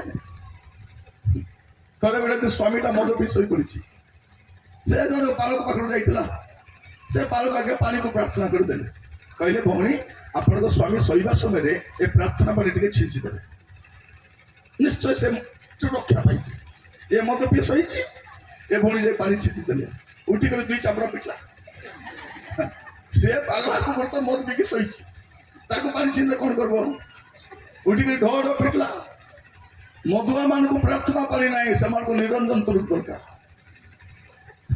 मधुआ मान को प्रार्थना पानी ना ए बेसिया मान को जुआ खेल लोक चोरी करवा लोक पुड़िया खाइबा लोक को पानी काम देव ना से निरंजन का काम देव आण से आज एठ तो छाड़ी जीवे प्रिय माने बहुत वर्ष तले जब नुआ नुआ आसली कंधमाल गोटे मीटिंग चांदा संग्रह करी दान संग्रह कर कौन जाने जानते इे गीत चली आम टिकट मान सब पॉलिथिन धरी बुलिले कौन कलेक्शन करने पुड़िया पान भांग सिगरेट है मुझे गीत गाइला भर जे जे देव देव तो देव जब देव नहीं मोर देव सीधा दियो ଏବେ ପ୍ରାର୍ଥନା କର ପୁରା ଜରି ଭର୍ତ୍ତି ଭର୍ତ୍ତି ହେଲା ଲାଷ୍ଟ ଷ୍ଟେଜରେ ବି କେତେଟା ବସିଥିଲେ ମହାପୁରୁଷ ସେମାନେ ବି କାଢିକି ସେମାନେ ବି ଦେଲେ କାହିଁକି ଗୋଟେ ପାପ ବୋଲି ଜାଣିନୁ ନା ମଦ ପିଇବାଟା ପାପ ବୋଲି ଜାଣିନୁ ଏଇଟା ଟାଇମ୍ ପାସ୍ ଟେନସନ ହେଲେ ପିଉଛୁ କିନ୍ତୁ ପିଇଲେ ନର୍କ ଯିବୁ ବୋଲି ଗୋଟେ ଜାଣିବାର ଅଛି ନା ନାଇଁ ଗୋଟେ କଥା କଲେକ୍ସନ ହେଲା ସେଇ ସମୟରେ ପିଲାମାନେ ତାର ମୋବାଇଲରୁ ସବୁ ସିମ୍ କାର୍ଡ ଗୁଡାକ କାଢି ଫିକିଥିଲେ ভিতরে যে পকাইଥିଲେ ସବୁ କାଢି କାଢି ଗୋଦା ଫୋପାଡ଼ିଥିଲେ ସେଠି ଅନେକ ଖରାପ ଗୀତ ଥିବ ଅନେକ ଖରାପ ଭିଡିଓ ଥିବ ସବୁ କାଢି ଫୋପାଡ଼ିଥିଲେ ମୁଁ କହିବା ପାଇଁ ଚାହେଁ ଟାଇମ୍ ଆଜି ଆସିଛି ଆମ ଜୀବନକୁ ପୁଣି ଥରେ ଯଦି କିଛି ପାପ ଅଛି କାଢି ଫୋପାଡ଼ି ଦିଅନ୍ତୁ ପାପ ଦ୍ୱାରା କିଛି ମଙ୍ଗଳ ହେବ ନାହିଁ ପାପ ଦ୍ୱାରା କିଛି ଉନ୍ନତି ହେବ ନାହିଁ ଆଶୀର୍ବାଦର ପ୍ରଚାର ଦରକାର ନାହିଁ ପାପ ଛାଡ଼ି ଦିଅନ୍ତୁ ଆଶୀର୍ବାଦ ଆସିବ ପାପ ଛାଡ଼ି ଦିଅନ୍ତୁ ସୁସ୍ଥତା ଆସିବ ପାପ ଛାଡ଼ି ଦିଅନ୍ତୁ ମଙ୍ଗଳ ଆସିବ ପାପ ସହିତ ମଙ୍ଗଳ ଆସିବ ଯୀଶୁ ସେଦିନ ସେ ଲୋକକୁ ସୁସ୍ଥ କଲେ 38 ବର୍ଷ ରୋଗୀକୁ କର ବୋଲି କହିଲେ ପରେ ସୁସ୍ଥ ହୋଇ ତ ପଳେଇଲା ଦରପଟେ କଟିଆ ଧରିକରି ଯୀଶୁ ଦେଖା ପାଇଲେ କହିଲେ ବାବୁ ଆଉ ଥରେ ପାପ କର ନାହିଁ ଯେପରି ତୁମ ପ୍ରତି ଦୁର୍ଦ୍ଦଶା ନ ଘଟେ ପାପ କଲେ କ'ଣ ଘଟେ ଦୁର୍ଦ୍ଦଶା ଘଟେ ପାପ ଦୁର୍ଦ୍ଦଶା ଆଣେ ଆଜି ଆମର ଘରର ପରିସ୍ଥିତି ପାଇଁ କିଏ ଦାୟୀ ଆମେ ଏକା ଦାୟୀ ଯୋଉ ପାପ ସବୁ କରିଛୁ ଆଜି ପାପ ଛାଡ଼ିକି ଯାଆନ୍ତୁ ଆଜି ପବିତ୍ର ହେଇକି ଯାଆନ୍ତୁ ଆପଣଙ୍କ ଜୀବନରେ ଆଶୀର୍ବାଦ ଆସିବ ମୋର ପ୍ରିୟମାନେ ଆଶୀର୍ବାଦର ପ୍ରଚାର କରିବା ଦରକାର ନାହିଁ ପାପ ଛାଡ଼ିଲେ ତ ଆଶୀର୍ବାଦ ଆସିବ ପାପ ଛାଡ଼ିଲେ ତ ମଙ୍ଗଳ ଆସିବ ପାପ ଛାଡ଼ିଲେ ତ ଉନ୍ନତି ଆସିବ ଆଜି ବାକ୍ୟ ଶୁଣିବା ସମୟରେ ଆମ ଜୀବନରେ ଯାହା ଯାହା ଅସରଳ ବିଷୟ ଅଛି ଏଠୁ ଆମେ ଛାଡ଼ିବା ପାଇଁ ସଂକଳ୍ପ ନେଇଯିବ ପଦ ଖୋଲନ୍ତୁ ମସ୍ତ ଝିଅ 3 ପର୍ବ 5 ପଦ ଝିଅ 3 ପର୍ବ 5 ପଦ ଆଜି ରୋଗୀମାନେ ପ୍ରାର୍ଥନା ପାଇଁ ଆସନ୍ତୁ ନାହିଁ ହେଲା ମୋର ସମସ୍ୟା ଅଛି ମୋର ଏଟା ଅଛି ମୋର ଆସିବା ଦରକାର ନାହିଁ ଆପଣ ସେଠିଆ ଥାଆନ୍ତୁ ପଢ଼ନ୍ତୁ ତ ଏତେ ଉତ୍ତାରେ ଝିଅ ସେ ଲୋକମାନଙ୍କୁ କହିଲେ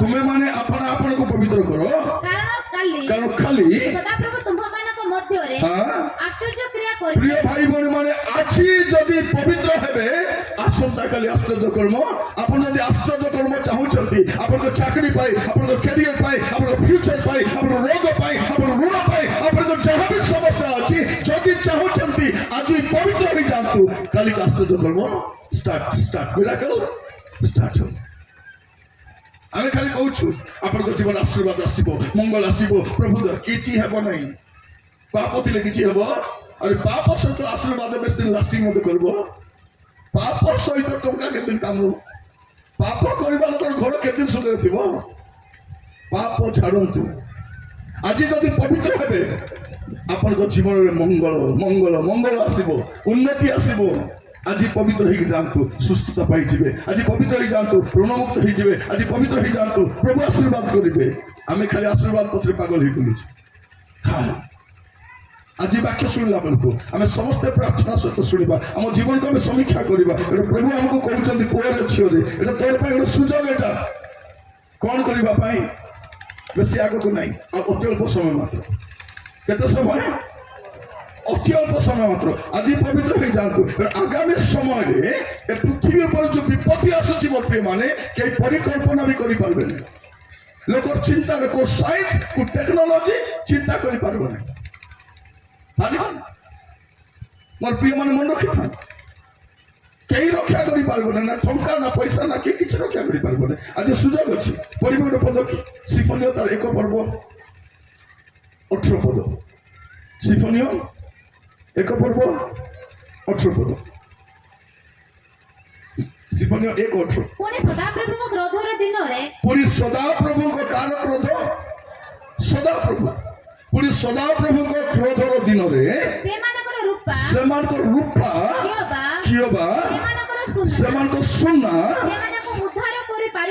ଉଦ୍ଧାର କରିପାରିବ ନାହିଁ ମାତ୍ର ତାହାଙ୍କର ଅନ୍ତର୍ଜଳ ରୂପ ଅଗ୍ନିରେ ସମୁଦାୟ ଦେଶ ଗ୍ରାସିତ ହେବ କାରଣ ସେ ଦେଶ ନିବାସୀ ସମସ୍ତଙ୍କୁ ନିଃଶେଷ କରିବେ ଭୟାନକ ରୂପେ ସେଦିନ ଟଙ୍କା କୋଉ କାମରେ ଆସିବ ପ୍ରଭୁଙ୍କର କ୍ରୋଧ ସମୟରେ କେତେ ଟଙ୍କା ଦେଇ ଖସି ଯିବେ ଆଜି ପଇସା ଦେଇ ପୋଲିସଠୁ ଖସି ଆସିଯିବି ଆଜି ପଇସା ଦେଇ ଓକିଲ ମତେ ଛୁଡାଇ ଦେବ ଆଜି ପଇସା ଦେଇ ମତେ ବିଚାରପତି ଛାଡ଼ିଦେବ ଆଜି ମନ୍ତ୍ରୀକୁ ପଇସା ଦେଲେ ମନ୍ତ୍ରୀ ମୋ ପାଇଁ ଫୋନ କଲେ କାମ ହେଇଯିବ କିନ୍ତୁ ସେଦିନ କେ ପଥରେ ପଡିବ ପ୍ରଭୁଙ୍କର କ୍ରୋଧର ଦିନରେ ପ୍ରିୟମାନେ କିଛି କାମ ଆଜି ମୁଁ କହିବା ପାଇଁ ଚାହେଁ ଏ ଜାଗତିକ ବିଷୟ ପାଇଁ ବ୍ୟତିବ୍ୟସ୍ତ ହୁଅନ୍ତୁନି। ଚାକିରି କରନ୍ତୁ, ବ୍ୟବସାୟ କରନ୍ତୁ, ପରିଶ୍ରମ ହୁଅନ୍ତୁ, ଟଙ୍କା ଉପାର୍ଜନ କରନ୍ତୁ, আর ପଥରେ ଯାଆନ୍ତୁ ନାହିଁ, କାରଣ ଏଇଟା ବଡ଼ ଫାନ୍ଦ ଅଟେ। ଆମେ ସବୁ ଏଇ ଫାନ୍ଦରେ ଏକା ପଡ଼ିଛୁ, ଏଇ ଫାନ୍ଦରେ। ଥରେ ଜଣେ ମିଟିଂ ବାଲା ମୋତେ ଫୋନ୍ କରି ପଚାରୁଛନ୍ତି, ଆଜ୍ଞା ଆମେ ଆପଣଙ୍କୁ ବକ୍ତା କରି ଡାକିବା ପାଇଁ ଚାହୁଁଛୁ ଯେ ଆଜ୍ଞା ଆପଣଙ୍କର ଚାର୍ଜ କେତେ ଆଜ୍ଞା? କ'ଣ ଚାର୍ଜ? ମୁଁ କହିଲି ବାବୁ ମୁଁ କ'ଣ ଡିଜେ ଭଡ଼ା ଆଣୁଛି ନା ଟେଣ୍ଟ ଭଡ଼ା ଆଣୁଛି ଚାର୍ଜ କରିବି? ମୁଁ କହିଲି କ'ଣ ଚାର୍ଜ? ମୁଁ କ'ଣ ସାଉଣ୍ଡ ସିଷ୍ଟମ ଆଣିବି? ମୁଁ କ'ଣ ଡିଜେ ନା ବୋଲେରୋ? ମୋର ଚାର୍ଜ କହିବି। ପ୍ରିୟ ଭାଇ ଭଉଣୀ ମାନେ ମୁଁ ଜାଣିଛି ଏ ପଇସା କିଛି କାମକୁ ଆସିବ ନାହିଁ। ଆପଣ ପ୍ରଭୁଙ୍କ ଦାସ ବୋଲି ଯାହା ଦେଉଛନ୍ତି ପ୍ରଭୁଙ୍କ ସେବାରେ ବ୍ୟବହାର ହେଉଛି। ଗଲାବେଳେ ସୁଟକେସ୍ ସ୍ୱର୍ଗକୁ ଯିବି ନାହିଁ। ଏ ପଇସା ଦେଲେ ସ୍ୱର୍ଗକୁ ଯିବାଟା ନାହିଁ। ସେବା କାର୍ଯ୍ୟ ପାଇଁ ପଇସା ଦରକାର, କିନ୍ତୁ ପଇସା ପାଇଁ ସେବା କାର୍ଯ୍ୟ ନାହିଁ। ପଇସା ପାଇଁ ସେବା କାର୍ଯ୍ୟ ନାହିଁ। ଯଦି ଏ ପଇସା ପାଇଁ ସେବା କାର୍ଯ୍ୟ କରିଥାନ୍ତି ଆଜି ଓଡ଼ିଶାର ନମ୍ବର 1 ଧନୀ ପ୍ରଚାରକ ମୁଁ ଆକା ଥାନ୍ତି। ବୁଝିଲେ ନା ନାହିଁ? ଗୌରବ ଆଜ୍ଞାକୁ ପଚାରିବେ କରିବେ ସହର ଲୋକମାନେ କେତେ ଭଲ ପାଆନ୍ତି। ଭୁବନେଶ୍ୱରରେ ଭଲ ପାଇବା ଲୋକ ଗଦା, କଟକରେ ଗଦା, ବାଲେଶ୍ୱର, ସମ୍ବଲପୁର ଚାରିଆଡ଼େ ଯାଆନ୍ତି। ଯଦି ପଇସା ପତ୍ର ଯାଇଥାନ୍ତୁ ଗଦା ଆଣିଥାନ୍ତୁ, ସ୍ୱାମୀ ସ୍ତ୍ରୀ ଗଣି ପାରିନଥାନ୍ତୁ, ମେସିନ୍ ଲଗାଇଥାନ୍ତୁ ଘରେ, ଏଟା 50 କରି ଗଣି ଗଣି କରି କ'ଣ? ପ୍ରିୟ ଭାଇ ଭଉଣୀ ମାନେ ପଇସା କିଛି ନାହିଁ, ପ୍ରଭୁ ଇମ୍ପୋର୍ଟାଣ୍ଟ। ଯେତେ ଲୋକର ଜୀବନରେ ପଇସାର ପ୍ରେମ ଆସିଛି ସେବା ସରିଯାଇଛି, ଜୀବନ ନଷ୍ଟ ହେଇଯାଇଛି, ଚରିତ୍ର ନଷ୍ଟ ହେଇଯାଇଛି, ସେମାନଙ୍କ ପରିବାର ଖତମ ହେଇଯାଇଛି। ପ୍ରଭୁଙ୍କ ଇସ୍ତାର ଜୀବନ ଦେଖ, ଯୀଶୁ ମରିବା ପୂର୍ବରୁ ସେ ମରିଯାଇଛି, ଦେଇକରି ଖାଇକରି ବଞ୍ଚିଗଲେ ତାଙ୍କ ପେଟ ଫାଟି ଅନ୍ତ ବୁଦଳା ବାହାରି କରି ମରିଛି। ଅନ୍ୟ ସବିନା ନିଜର ପଇସା ନିଜର ଜମି ବିକି କରି ମରୁଛନ୍ତି। ଦେବ ତ ଦେବ, ପୁରା ଦେବ, ନଦୀ 2 ଲୋକ କରିଦେଲେ ଖତ କି ହେଇଛି ତାର ଅବସ୍ଥା କହିଲେ ନ ସେ ଖତ। ପଇସାର ପ୍ରେମରେ ପଡ଼ନ୍ତୁ ନାହିଁ, ପ୍ରଭୁଙ୍କ ପ୍ରେମରେ ପଡ଼ନ୍ତୁ। ପ୍ରଭୁ ଯଦି ଥିବେ ସବୁ ଥିବେ। ଥରେ ଗୋଟେ ବୁଢ଼ୀ ମା ପ୍ରାର୍ଥନା କରୁଛି, ପ୍ରଭୁ ମୋତେ ଟଙ୍କା ସୁନା ଜମି ବାଡ଼ି ଗାଡ଼ି ଘୋଡ଼ା କିଛି ଦରକାର ନାହିଁ ରାଜା, ମୋର ପଡ଼ୋଶୀକୁ ଦେଇଦିଅ, ବିଶ୍ୱାସୀମାନଙ୍କୁ ଦେଇଦିଅ ପ୍ରଭୁ, ତାଙ୍କୁ ଦିଅ ରାଜା, ତାଙ୍କୁ ଦିଅ, ତାଙ୍କୁ ଦିଅ। ପ୍ରଭୁ ଶୁଣିଲେ ଚୁପଚାପ ହେଇଗଲେ। ତାପରେ ବୁଢ଼ୀ ଆରି ପ୍ରାର୍ଥନା କରୁଛି, ପ୍ରଭୁ ଆତ୍ମିକ ଦାନ ବରଦାନ ବି ମୋତେ ଦିଅ ନାହିଁ। ଆତ୍ମା ଚିହ୍ନିବା, ଭାବ ପାଣି କହିବା, ସୁସ୍ଥ କରିବା, ଆମର ଡିକନ ମାନଙ୍କୁ, ପାଷ୍ଟର ମାନଙ୍କୁ, ତମର ଦାସଦାସୀ ମାନଙ୍କୁ ଦିଅ ରାଜା। ପ୍ରଭୁ ପଚାରିଲେ, ତତେ ତ ଜଗତର ଧନ ଲୋଡ଼ା ନାହିଁ, ଠିକ ଅଛି ଶୁଣିଲି, ତତେ ଆତ୍ମିକ ଦାନ ବି ଲୋଡ଼ା ନାହିଁ, ହେଲେ ତତେ କ'ଣ ଲୋଡ଼ା କହ? ସେ କହିଲା, ପ୍ରଭୁ ତୁମେ ମତେ ଲୋଡ଼ା ବୋଲି କହ, ମତେ କିଛି ଲୋଡ଼ା ନାହିଁ, ତୁମେ ଏକା ଲୋଡ଼ା ପ୍ରଭୁ, ତୁମେ ହିଁ ମତେ ଦରକାର ପ୍ରଭୁ। ଯଦି ପ୍ରଭୁ ଆପଣଙ୍କ ସାଙ୍ଗରେ ଅଛନ୍ତି, ପୃଥିବୀର ସବୁଠୁ ଧନୀ ଲୋକ ଆପଣ ଏକା। ଆପଣଙ୍କ ଠାରୁ ଧନୀ ଲୋକ କେହି ନାହିଁ। ପ୍ରଭୁ ଯେବେ ଥିବେ ସବୁ ତ ସେ କରିବେ, ଆମକୁ ଟେନସନ କାହିଁକି? କ'ଣ ପାଇଁ ଟେନସନ? କିଛି ଟେନସନ ନାହିଁ। ଯଦି ଆପଣଙ୍କ ନୌକାରେ ପ୍ରଭୁ ବସିଛନ୍ତି, ନୌକା ବୁଡ଼ିବ କି? ବୁଡ଼ିବ ନାହିଁ। ଯେତିକି ତରଙ୍ଗ ଆଲେ ବି ବୁଡ଼ିବ। ଆପଣଙ୍କ ବିଜନେସରେ ପ୍ରଭୁ ଥିଲେ ବିଜନେସ ବୁଡ଼ିବ କି? ପିଲାମାନେ ଆପଣଙ୍କ ପାଠ ପଢ଼ାରେ ପ୍ରଭୁ ଥିଲେ ପାଠ ପଢ଼ା ବୁଡ଼ିବ କି? ଫ୍ୟାମିଲି ଲାଇଫରେ ପ୍ରଭୁ ଥିଲେ ଫ୍ୟାମିଲି ଲାଇଫ ବୁଡ଼ିବ କି? ନାଇଁ। ଯେତେ ଲୋକ ବାହା ହେଇନ ପ୍ରାର୍ଥନା କରି ଚୁପ ହେଇକି ଥିବ, ବେଶୀ ଡିଆଡ଼ି ମାରି କରି ଅତି ଲେମ୍ବୁ ଚିପୁଡ଼ିଲେ ବେଶୀ ଚିପୁଡ଼ିବେ ବୋଲେ ପିତା ବାହାରିବ। ତାପରେ ବଞ୍ଚିକି କିଛି ଲାଭ ନାହିଁ। ତାପରେ ସେପଟକୁ ଯିବ, ପ୍ରାର୍ଥନା କରିବ ଚୁପ ହେଇଯିବ, ବେଶୀ ଡିଆଡି କରିବନି, ପ୍ରାର୍ଥନା କରିଛି। ପ୍ରଭୁ ସବୁ ବିଷୟ ଯତ୍ନ ନେବେ। ଆପଣଙ୍କ କ୍ୟାରିୟରର, ଆପଣଙ୍କ ଲାଇଫର, ଆପଣଙ୍କ ଫ୍ୟୁଚରର ସବୁ ବିଷୟ ଯତ୍ନ ନେବେ। ସାମର୍ଥ୍ୟ ସେ ଅଛନ୍ତି। ଆପଣ କାହିଁକି ବ୍ୟସ୍ତ ହେଉଛନ୍ତି? ତତେ ଏମିତି କିଏ ଚିନ୍ତା କଲା ଭାବେ ନାହିଁ। କିଏ ଚିନ୍ତା କରିବେ? ପ୍ରଭୁଙ୍କଠାରୁ ଅଧିକ କିଏ ଚିନ୍ତା କରିବ କି? ଆପଣ ବ୍ୟସ୍ତ ହୁଅନ୍ତୁ ନାହିଁ। ମନେ ରଖିଥାନ୍ତୁ, ଆଉ ବେଶୀ ସମୟ ନାହିଁ, ଆଉ ଅତି ଅଳ୍ପ ସମୟ ମାତ୍ର। ଯାହାଙ୍କର ଆଗମନ କରିବା ଅଛି ଆଗମନ କରିବେ। ଆଉ କ'ଣ କରିବେ? ବିଳମ୍ବ କରିବେ ନାହିଁ, ବିଳମ୍ବ ନାହିଁ। ମୁଁ ବାଇବଲ ଯେତିକି ପଢିଛି, ବାଇବଲ ଯେତିକି ବୁଝିଛି, ସେଠରୁ ମୁଁ ଜାଣିପାରୁଛି ପ୍ରଭୁଙ୍କର ଆସିବା ସମୟ ବହୁତ ସନ୍ନିକଟ। ଯଦି ପ୍ରଭୁଙ୍କର ଆଗମନ ବିଳମ୍ବ ହେଇଗଲା, ବାଇଚାନ୍ସ 5 ବର୍ଷ ଯଦି ଆହୁରି ଡେରି ହେଇଗଲା, ଏ ଜଗତରେ ବଞ୍ଚିବାଟା କଷ୍ଟ, କଷ୍ଟ ହେଇଯିବ, କଷ୍ଟ ହେଇଯିବ। ଚାରିଆଡ଼େ ପାପ। ନା ଆମର ଝିଅ ସୁରକ୍ଷିତ, ନା ଆମେ ସୁରକ୍ଷିତ, ନା ଆମର ଜୀବନ ସୁରକ୍ଷିତ, ନା ଆମର ଧନ ସୁରକ୍ଷିତ, କିଛି ସୁରକ୍ଷା ନାହିଁ। ରାସ୍ତା ମଝିରେ ଲୋକ ପିଟି ପିଟି ମାରି ଦଉଛନ୍ତି, ଦେଖିକି ରେ ବୋଲି ବି କହୁନାହାନ୍ତି, କହୁଛନ୍ତି ନାଇଁ। ଆସିବା ପୂର୍ବରୁ ଦେଖୁଥିଲି କାଲି ହୋଲି ଖେଳୁଥିଲା, ସେ ହୋଲି ଖେଳରେ ଗୋଟେ ପୁଅକୁ ସେ ଗୋଡ଼ାଇ ପିଟୁଛି, କେହି ତାକୁ ରକ୍ଷା କରୁ। ଭାବି ଦେଖ ମାନେ କେମିତି ମଣିଷ ପଣିଆ ବି ପଳେଇଲାଣି ଆମ ଭିତରେ, ମଣିଷ ବି ନାହିଁ। ଆମର ଯୋଉ ବାବା ମାନେ ଜେଲରେ ଶୁଣୁଛନ୍ତି କି ନାହିଁ, ସାନ ସାନ ଝିଅ ମାନଙ୍କୁ ଅତ୍ୟାଚାର କରି ଜେଲରେ, ତାକୁ ଆମେ ପୂଜା କରୁଛୁ। ସେ ପୁଣି ବାବା, କୋଉଠୁ ବାବା ସେଟା? ତୁ ତ ମଣିଷ ବୋଲି ଡକା ହେବା ପାଇଁ ଯୋଗ୍ୟ ନାହିଁ, ତୁ କୋଉଠିକାର ବାପା? ତୁଇ ବାବା, ବାବା ନାହିଁ ବାବା ସେଟା। ମୋର ପ୍ରିୟ ଭାଇ ଭଉଣୀ ମାନେ, ଆଗାମୀ ସମୟ ଦେଖନ୍ତୁ ଏ ଜଗତର ପରିସ୍ଥିତି ଆହୁରି କେତେ ଭୟଙ୍କର ହେବ। ବଞ୍ଚିବି ବୋଲି ଲୋକ ମରୁଛି। ଏ ଯୋଉ ମେଡିକାଲ ଗୁଡାକ ବଞ୍ଚାଇବା ପାଇଁ ନାହିଁ, ଆପଣ ଜୀବନ ସାରା ଯେତିକି ପଇସା ସଞ୍ଚୟ କରିଛନ୍ତି ସବୁ ନେଇକି ବାନ୍ଧିକରି ଲାଷ୍ଟକୁ ଶେଷ ନିଶ୍ୱାସ ତ୍ୟାଗ କଲେ। କେତେବେଳେ କଲେ? ସନ୍ଧ୍ୟା 6:38 ସମୟରେ ତାଙ୍କର ପ୍ରାଣ ଚାଲିଗଲା। କେତେବେଳେ? ଲାଷ୍ଟ ପେମେଣ୍ଟ କଲା ପରେ ଆଉ କିଛି ନାହିଁ। ପୁରା ଆପଣ ମେଡିକାଲରେ ଯାଆନ୍ତୁ, ଦେଖିବେ ଯখন ଯାଇଛନ୍ତି ଦେଖିଥିବେ, ଆପଣଙ୍କୁ ପଇସା ଥିବା ଯେ ଟ୍ରିଟମେଣ୍ଟ କରିବେ, ଯେବେ ସରିଯିବ ନା ନାହିଁ, ପଇସା ନେଇ ସରିଲା ପରେ କଣ ବୋଲି କହିବେ? ସବୁ ସେ ଉପର ବାଲାଙ୍କର ଇଚ୍ଛା। ଏଟା ପଇସା ନେବା ଆଗରୁ କହିଲ ନାହିଁ ତମେ? ଆମଠୁ ଲକ୍ଷ ଟଙ୍କା ନେବା ପୂର୍ବରୁ କାହିଁକି କହିଲ ନାହିଁ? ସବୁ ପଇସା ନେଇଗଲେ, ଏବେ ପାଞ୍ଚ ପଇସା ନାହିଁ। ଏବେ କଣ କହୁଛନ୍ତି? ମରିଗଲା ପରେ ଡେଡ୍ ବଡି ବି ଦଉନାହାନ୍ତି। ପଇସା ବାନ୍ଧବ ତ ଡେଡ୍ ବଡି। ଏମାନେ ମରିଗଲା ବୋଲି କନ୍ଦା କଟା ହଉଥିବେ, ଏଟା ପଇସା ଖୋଜା ଚାଲିଥିବ ସେ ଡେଡ୍ ବଡି ଆଣିବା ପାଇଁ। ମାନେ ମଲେ ବି ଛାଡିବୁ ନାହିଁ ବୋଲି ଅଛି। ଏଟା ମଣିଷ ପୁଣିଆ। ମୋର ପ୍ରିୟ ଭାଇ ଭଉଣୀ ମାନେ, ପ୍ରଭୁ ଆମମାନଙ୍କୁ ଅନୁଗ୍ରହ କରୁ। ଆଜି ବାକ୍ୟ ଶୁଣିବା ସମୟରେ ଆମେ ଜଗତର ବିପତ୍ତି ଦେଖିନାଉ, ଜଗତର ସମସ୍ୟା ଦେଖିନାଉ। ଆଗାମୀ ସମୟ ଅତି ଭୟଙ୍କର, ଅତି ଖୋଦର୍ଯ୍ୟ ସମୟ ଅଟେ। ଆଉ ଅତି ଅଳ୍ପ ସମୟ ମାତ୍ର। ପ୍ରଭୁ ଯୀଶୁ ଆସିଲା ପରେ ବିଶ୍ୱାସୀ ମାନେ ଜଗତରୁ ଚାଲିଯିବେ। ତାପରେ ପରିସ୍ଥିତି ଅତି ଭୟଙ୍କର ଅଟେ। ଯଦି ଆପଣ ଦେଖିବେ ଜଏଲ ତାର 2 ପର୍ବ 11 ପଦଟି ପଢିବେ। ଜଏଲ 2 ପର୍ବ ତାର 11 ପଦ। ଜଏଲ 2 ପର୍ବ 11 ପଦ। ପୁଣି ସଦାପ୍ରଭୁ ଆପଣ ସୈନ୍ୟ ସାମନ୍ତ ସମ୍ମୁଖରେ ଆପଣ ରବ ଉଚ୍ଚାରଣ କରନ୍ତି, କାରଣ ତାହାଙ୍କର ଛାଉଣି ଅତି ବଡ଼, କାରଣ ତାହାଙ୍କର ବାକ୍ୟ ଯେ ସାଧନ କରେ ସେ ବଳବାନ, କାରଣ ସଦାପ୍ରଭୁଙ୍କର ଦିନ ମହତ୍ ଓ ଅତି ଭୟାନକ। ଆଉ କିଏ ତାହା ସହ୍ୟ କରିପାରେ? ପ୍ରଭୁଙ୍କର ଯୋଉ କ୍ରୋଧ ଆସୁଛି, ଯୋଉ ଦଣ୍ଡ ଆସୁଛି, କିଏ ତାହା ସହ୍ୟ କରିପାରେ? ଆଗାମୀ ସମୟ ଯୋଉ ପରିସ୍ଥିତି ଆସୁଛି ଭାଇ ଭଉଣୀ ମାନେ, ତାହାକୁ ସହ୍ୟ କରିବା ପାଇଁ ମନୁଷ୍ୟ ପାଖରେ ଶକ୍ତି ନାହିଁ। ଆମର ଟେକ୍ନୋଲୋଜି ଆମକୁ ରକ୍ଷା କରିପାରିବ ନାହିଁ, ଆମ ସାଇନ୍ସ ଆମକୁ ରକ୍ଷା କରିପାରିବ ନାହିଁ, ଆମର ପଇସା ଆମକୁ ରକ୍ଷା କରିପାରିବ ନାହିଁ, ଆମର ମନ୍ତ୍ରୀ ପଣି ଆମକୁ ରକ୍ଷା କରିପାରିବ ନାହିଁ, ଆମ ପାୱାର ଆମକୁ ରକ୍ଷା କରିପାରିବ ନାହିଁ। ଏମିତି ସମୟ ଆସୁଛି। ଆଜି ବେଳ ଥାଉ ଥାଉ ସୁଧୁରି ଗଲେ ଭଲ। ଆମେ କଣ କରୁଛୁ? 2ଟା ପଇସା ହେଇଗଲେ ବାହାରେ ଛାତି ଟିକି ବୁଲୁଛି। ସେ କହୁଛି ମୋର କିଏ କଣ କରିଦେବ? ଥାନା ବାବୁ ମୋର ଚିହ୍ନା, ମନ୍ତ୍ରୀ ଭାଇନା ମୋର ନିଜ ଲୋକ। କଣ ମନ୍ତ୍ରୀ ପୁଣି ତାର ଭାଇନା? ଆମର ନିଜ ଲୋକ ମନ୍ତ୍ରୀ। ଥାନା ବାବୁ ତ ଆମର ଲୋକ। ହାତରେ ତ 5ଟା ଓକିଲ ଅଛନ୍ତି, ମୋର କିଏ କଣ କରିଦେବ? ରେ କିଛି ନାହିଁ।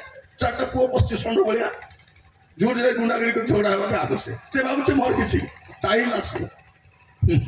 ପ୍ରିୟ ଭାଇ ଭଉଣୀ ମାନେ, ଯେତିକି ପଇସାକୁ ନେଇ ଗର୍ବ କରୁଛନ୍ତି, ଟାଇମ୍ ଆସିବ ସେମାନେ ବିଙ୍ଗ ଟେଡେ ମେଡେ ଭଳିଆ, କେତେ ଟେଡେ ମେଡେ? ବିଙ୍ଗ ଟେଡେ ମେଡେ ହେବେ। ସିଧା ଲୋକ ସବୁ ଟେଡେ ମେଡେ ହେବାର ଟାଇମ୍ ଆସିଛି। କାଲି ପ୍ରଭୁଙ୍କର କ୍ରୋଧ ଆସୁ। ଏବେ ବେଳ ଥାଉ ଥାଉ ସମସ୍ତଙ୍କୁ କହୁଛି, ଯେମିତି ଆସିଛନ୍ତି ସେମିତି ଯାଆନ୍ତୁ ନା, ପାପ ଛାଡ଼ିକି ଯାଆନ୍ତୁ। ଆପଣଙ୍କ ଘରେ କଣ ଥାଉ କି ନଥାଉ, ପବିତ୍ରତା ଥିବାର ଅଛି। ଆପଣଙ୍କ ଜୀବନରେ ପବିତ୍ରତା ଥିବାର ଅଛି। ମୋର ପ୍ରିୟ ଭାଇ ଭଉଣୀ ମାନେ, ପ୍ରଭୁ ଆମମାନଙ୍କୁ ଅନୁଗ୍ରହ କରନ୍ତୁ। ଆମେ ଜାଗତିକ ବିଷୟ, ଯାବତୀୟ ବିଷୟ ପାଇଁ ଆମେ ଭାରାକ୍ରାନ୍ତ ହଉଛୁ, ବ୍ୟତିବ୍ୟସ୍ତ ହଉଛୁ। ଟାଇମ୍ ଆସୁଛି, ମନେ ରଖିଥାନ୍ତୁ। ପ୍ରଭୁ ଆସୁଛନ୍ତି, ଆଉ ଅବିଳମ୍ବରେ ଆସୁଛନ୍ତି। କେହି ଲୁଚି ପାରିବ ନାହିଁ। ଆମର କାମ କଣ? ଆମେ ପ୍ରସ୍ତୁତ ହେଇ ରହିବା। ଯଦି ପ୍ରସ୍ତୁତ ଥିବେ, ଏ ଜଗତ ଉପରେ ଯୋଉ କ୍ଲେଶ ଆସୁଛି ଆପଣ ରକ୍ଷା ପାଇଯିବେ। ସେଇଥିପାଇଁ ଯୀଶୁ ଆସୁଛନ୍ତି। ଯୀଶୁ ଆସିଲେ ଆମେ କୋଉଠି ଯିବୁ? ଆମେ ମେଘମାଳାକୁ ଯିବୁ, ମଧ୍ୟ ଆକାଶକୁ ଆମେ ଚାଲିଯିବୁ। ବାଇବେଲ କଣ କହୁଛି ଦେଖନ୍ତୁ। ନିଶାଇ ତାର 26 ପର୍ବ 19-20 ପଦ। ନିଶାଇ 26 ତାର 19-20। ତୁମ୍ଭର ମୃତମାନେ ଜୀବିତ ହେବେ, ତୁମ୍ଭର ମୃତମାନେ ଯେଉଁମାନେ ଜୀବିତ ହେବେ ମୋହର ସବ ସବ ଉଠିବେ ମୋହର ସବୁ ଉଠିବେ ହେ ଧୂଳି ନିବାସୀ ମାନେ ଏ ଧୂଳି ନିବାସୀ ମାନେ ତୁମେମାନେ ଉଠି ଗାନ କର ତୁମେମାନେ ଉଠି ଗାନ କର କାରଣ ତୁମର ଶିଶିର ତୁମର ଶିଶିର ତୁଲ୍ୟ ତୁମର ଶିଶିର ତୁଲ୍ୟ ଓ ଭୂମି ମୃତ ମାନଙ୍କୁ ଭୂମି ମୃତ ମାନଙ୍କୁ ବାହାର କରିଦେବ। ହେ ମହର ଲୋକେ ହେ ମୋର ଲୋକେ ଆସ ଆସ ତୁମର ଅନ୍ତରାଳରେ ତୁମର ଅନ୍ତରାଳରେ ପ୍ରବେଶ କରି ତୁମ ଚାରିଆଡ଼େ ଦ୍ୱାର ରୁଦ୍ଧ କର। କ୍ରୋଧ ବହି ଯିବା ଯାଏ ଅଳ୍ପ କ୍ଷଣ କ୍ରୋଧ ବହିବା ଯିବା ଯାଏ ସେ କ୍ରୋଧର ସମୟ 7 ବର୍ଷର କ୍ରୋଧର ସମୟ ଆସୁଛି। ସେ କ୍ରୋଧର ସମୟରେ ଆପଣ କୋଉଠି ରହିବେ? ଆପଣ ଗୁପ୍ତ ସ୍ଥାନରେ ରହିବେ। ସେ ଗୁପ୍ତ ସ୍ଥାନ ପୃଥିବୀରେ ନାହିଁ। ପୃଥିବୀର କୋଉଠି ବି ଯାଆନ୍ତୁ, ଆଜି ବଡ଼ ବଡ଼ ଲୋକ କଣ କରୁଛନ୍ତି? ସୁଡୁଙ୍ଗ ବନାଇ ଭିତରେ ଅଛନ୍ତି। ଏବେ ବମ୍ ପଡ଼ିଲା, ସୁଡୁଙ୍ଗ ଫୁଡୁଙ୍ଗ ଫାଟିକିରି ସବୁ ଖତମ। କଣ କରୁଛନ୍ତି? ପୁରା ବଙ୍କର ବନାଇ କରି। ବଙ୍କର ମାନେ କଣ? ପୁରା ଲୁହାରେ ବନାଇଥିବ, ଉପରେ ପାହାଡ଼ ପର୍ବତ ଥିବ, ଉପରେ ଘର ଦ୍ୱାର ଥିବ, ସେ ଭିତରେ ଭିତରେ ଘର ବନାଇଥିବେ। ଏମିତି ବମ୍ ପଡ଼ିଲା, ସବୁ ଖତମ। କୋଉଠି ସୁରକ୍ଷା ଅଛି? କୋଉଠି ସୁରକ୍ଷା ନାହିଁ। ଏମିତି ସମୟ ଆଗକୁ ଆସୁଛି। ଆପଣ ଦେଖନ୍ତୁ, କେବଳ ଯୀଶୁଙ୍କ ସହିତ ଯିବା ପାଇଁ ରେଡି ଥାନ୍ତି। ମୋର ଖ୍ରୀଷ୍ଟିଆନ ଭାଇ ଭଉଣୀ ମାନେ, ମୁଁ ଆପଣମାନଙ୍କୁ କହିବା ପାଇଁ ଚାହେଁ, ଆପଣଙ୍କ ଜୀବନକୁ ସଜାଡ଼ନ୍ତୁ। ବଳକା ବିଷୟ ପାଇଁ ବ୍ୟସ୍ତ ହୁଅନ୍ତୁ ନାହିଁ। ମୁଁ କଣ ଖାଇବାର ଅଛି, କଣ ପିଇବାର ଅଛି, ଆମର ଚିନ୍ତାର ବିଷୟ କାହିଁ? କିଛି ଚିନ୍ତାର ବିଷୟ ନାହିଁ। ମତେ ରାତିରେ ମୋ ସ୍ତ୍ରୀ ପଚାରୁଥିଲେ, ଭାଇ ମୋ ସକାଳେ ଜଳଖିଆ କୋଉଠି କରିବା? ମୁଁ ସେଟା ଶୁଆଇବେ। ସକାଳ ଜଳଖିଆ ପାଇଁ ଅଛନ୍ତି କି ନାଇଁ? ଏ ଆଣ୍ଟି ଅଛନ୍ତି, ଏ ମିଟିଂ ବାଲା ଅଛନ୍ତି, କିଏ ନହେଲେ ଗୌରବ ଆଜ୍ଞା ଅଛନ୍ତି କି ନାଇଁ? ତ ଆମକୁ କାହିଁକି ଖାଇବା ଚିନ୍ତା? କଣ ଚିନ୍ତା? ମଝିରେ ଗୋଟେ ପୁଅଟା ଫୋନ କରି ମତେ କହୁଛି, ଆଜ୍ଞା ଆପଣଙ୍କୁ ଆଜ୍ଞା ଗୋଟେ ଚପଲ ଗୋଟେ କିଣିଦେବି ଆଜ୍ଞା, ଜୁତା ଗୋଟେ କିଣିଦେବି। ମୁଁ କହିଲି ଥାରେ ବାବୁ, କାହିଁକି ସେ ବିଜାର କଥା କହୁଛୁ? ତୋର ତ ପଇସା ନାହିଁ। ନାଇଁ ଆଜ୍ଞା, ହେଲେ ବି ଗୋଟେ କିଣିଦେବି ଆଜ୍ଞା। ମୁଁ କହିଲି କାହିଁକି ରେ ବାବୁ? ସେ ଫୋନ ରଖୁ ନାହିଁ। ଆଜ୍ଞା ନମ୍ବର ଟିକେ କୁହ ଆଜ୍ଞା, ନମ୍ବର ଟିକେ ଆଜ୍ଞା ପ୍ଲିଜ ଆଜ୍ଞା କୁହ ଆଜ୍ଞା। କଣ ଗୋଟେ ଜୋତା କିଣିଦେବା ପାଇଁ? ମାନେ ମୋର କହିବାର କଣ, ଇଭେନ ଆମର ଜୋତା ପାଇଁ ବି ଲୋକ ଚିନ୍ତା କରୁଛନ୍ତି। ଆମକୁ କି ଚିନ୍ତା? କଣ ଚିନ୍ତା? ମୋର ପ୍ରିୟ ଭାଇ ଭଉଣୀ ମାନେ, ଆମେ କୁଆଡେ ଯିବା ଆସିବା ହଉଛୁ ବୋଲି କହୁନୁ। ଯଦି କହିଲେ ତ ରାସ୍ତା ଲୋକ ଜଗିଥାନ୍ତୁ, ରାନ୍ଧି କରି ଜଗିଥାନ୍ତୁ। ନାହିଁ ଆପଣଙ୍କର ଆସିଲେ ଭୁବନେଶ୍ୱର ବୁକାମେ ଆପଣ ଡାକୁନାହାନ୍ତି? ଆସିଲେ ଆପଣଙ୍କୁ ସବୁ କୁକୁଡ଼ା ଖତମ କରିବାକୁ ଆମେ। ପ୍ରିୟ ଭାଇ ଭଉଣୀ ମାନେ, ଆମକୁ ଟେନସନ କଣ? ଆପଣ ବି ଆମ ଘରକୁ ଆସନ୍ତୁ। ଆପଣ ଆମର ଘରେ ଆସନ୍ତୁ। ଆମେ ନଥିଲେ ବି ଆପଣ ଘରେ ରହିପାରିବେ। ଚାବି ଦେବୁ ଆପଣଙ୍କୁ, ଡାଲି ଚାଉଳ ପନିପରିବା ତାର ସବୁ ଥିବ। ଖାଇକି ଆରାମରେ ଥିବେ। ଯେବେ ଇଚ୍ଛା ଲାଗିବ ତାଲା ପକାଇ ସାମ୍ନା କରି ଦେଇକି ଯିବେ। କିଛି ଟେନସନ ନାହିଁ। ଆମର ଟେନସନ ଖାଇବା ପିଇବା ଟେନସନ ନାହିଁ। ଲୁଗାପଟା ଟେନସନ କି ଭଉଣୀ ମାନେ? କଣ ଆପଣଙ୍କୁ ଯେତିକି ଶାଢ଼ୀ ଅଛି ଆଗ ପିନ୍ଧନ୍ତୁ, ତେବେ ଋଣ ମୁକ୍ତ ହେବେ। ନୂଆ ଶାଢ଼ୀ 10ଟା ଅଛି, ଆହୁରି 10ଟା କିଣିବ ବୋଲେ ତମକୁ ଋଣ ଛାଡିବ? ଋଣ ତମର ସାନ ଭଉଣୀକି ରହିଯାଇଥିବ। ମୁଁ ଯିବି ନାହିଁ ଲୋ, ତତେ ଛାଡ଼ିକି ଯିବାକୁ ମତେ ବିଲକୁଲ ଇଚ୍ଛା ଲାଗୁନି, ତୋ ସହିତ ଏକା ଥିବି। ପ୍ରିୟ ଭାଇ ଭଉଣୀ ମାନେ, ପ୍ରଭୁ ଅନୁଗ୍ରହ କରନ୍ତୁ। ଆମର ଚିନ୍ତା ଏଇ ଚିନ୍ତା ନାହିଁ, କଣ ଖାଇବୁ କଣ ନାହିଁ, କଣ ଚିନ୍ତା? ପ୍ରଭୁ ଆମକୁ ଅନୁଗ୍ରହ କରୁ। ସକାଳେ ଟିକେ ଭାବୁଥିଲି ଜଳଖିଆ ଖାଇଲା ବେଳକୁ ଟିକେ ଖଦରା ଟିକେ ଖାଇଥିଲେ ହେଇଥାନ୍ତା ବୋଲିକରି, ହେଲା ଖଦରା ଟିକେ ଖାଇଲେ ହେଇଥାନ୍ତା, ଭଲ ଲାଗିଥାନ୍ତା। ଟିକେ ଏତେ ସମୟ ଠିଆ ହେବେ ନା, ଭାବିଲି ବ୍ୟସ୍ତତାରେ ପଳେଇ ଆସିଲି। ଆସିଲା ପରେ ଜଣଙ୍କ ଘର ବାଟରେ ଯାଇଥିଲୁ, ସେମାନେ ଖଦରା ଆଣି ରଖିଛନ୍ତି। ଆଜ୍ଞା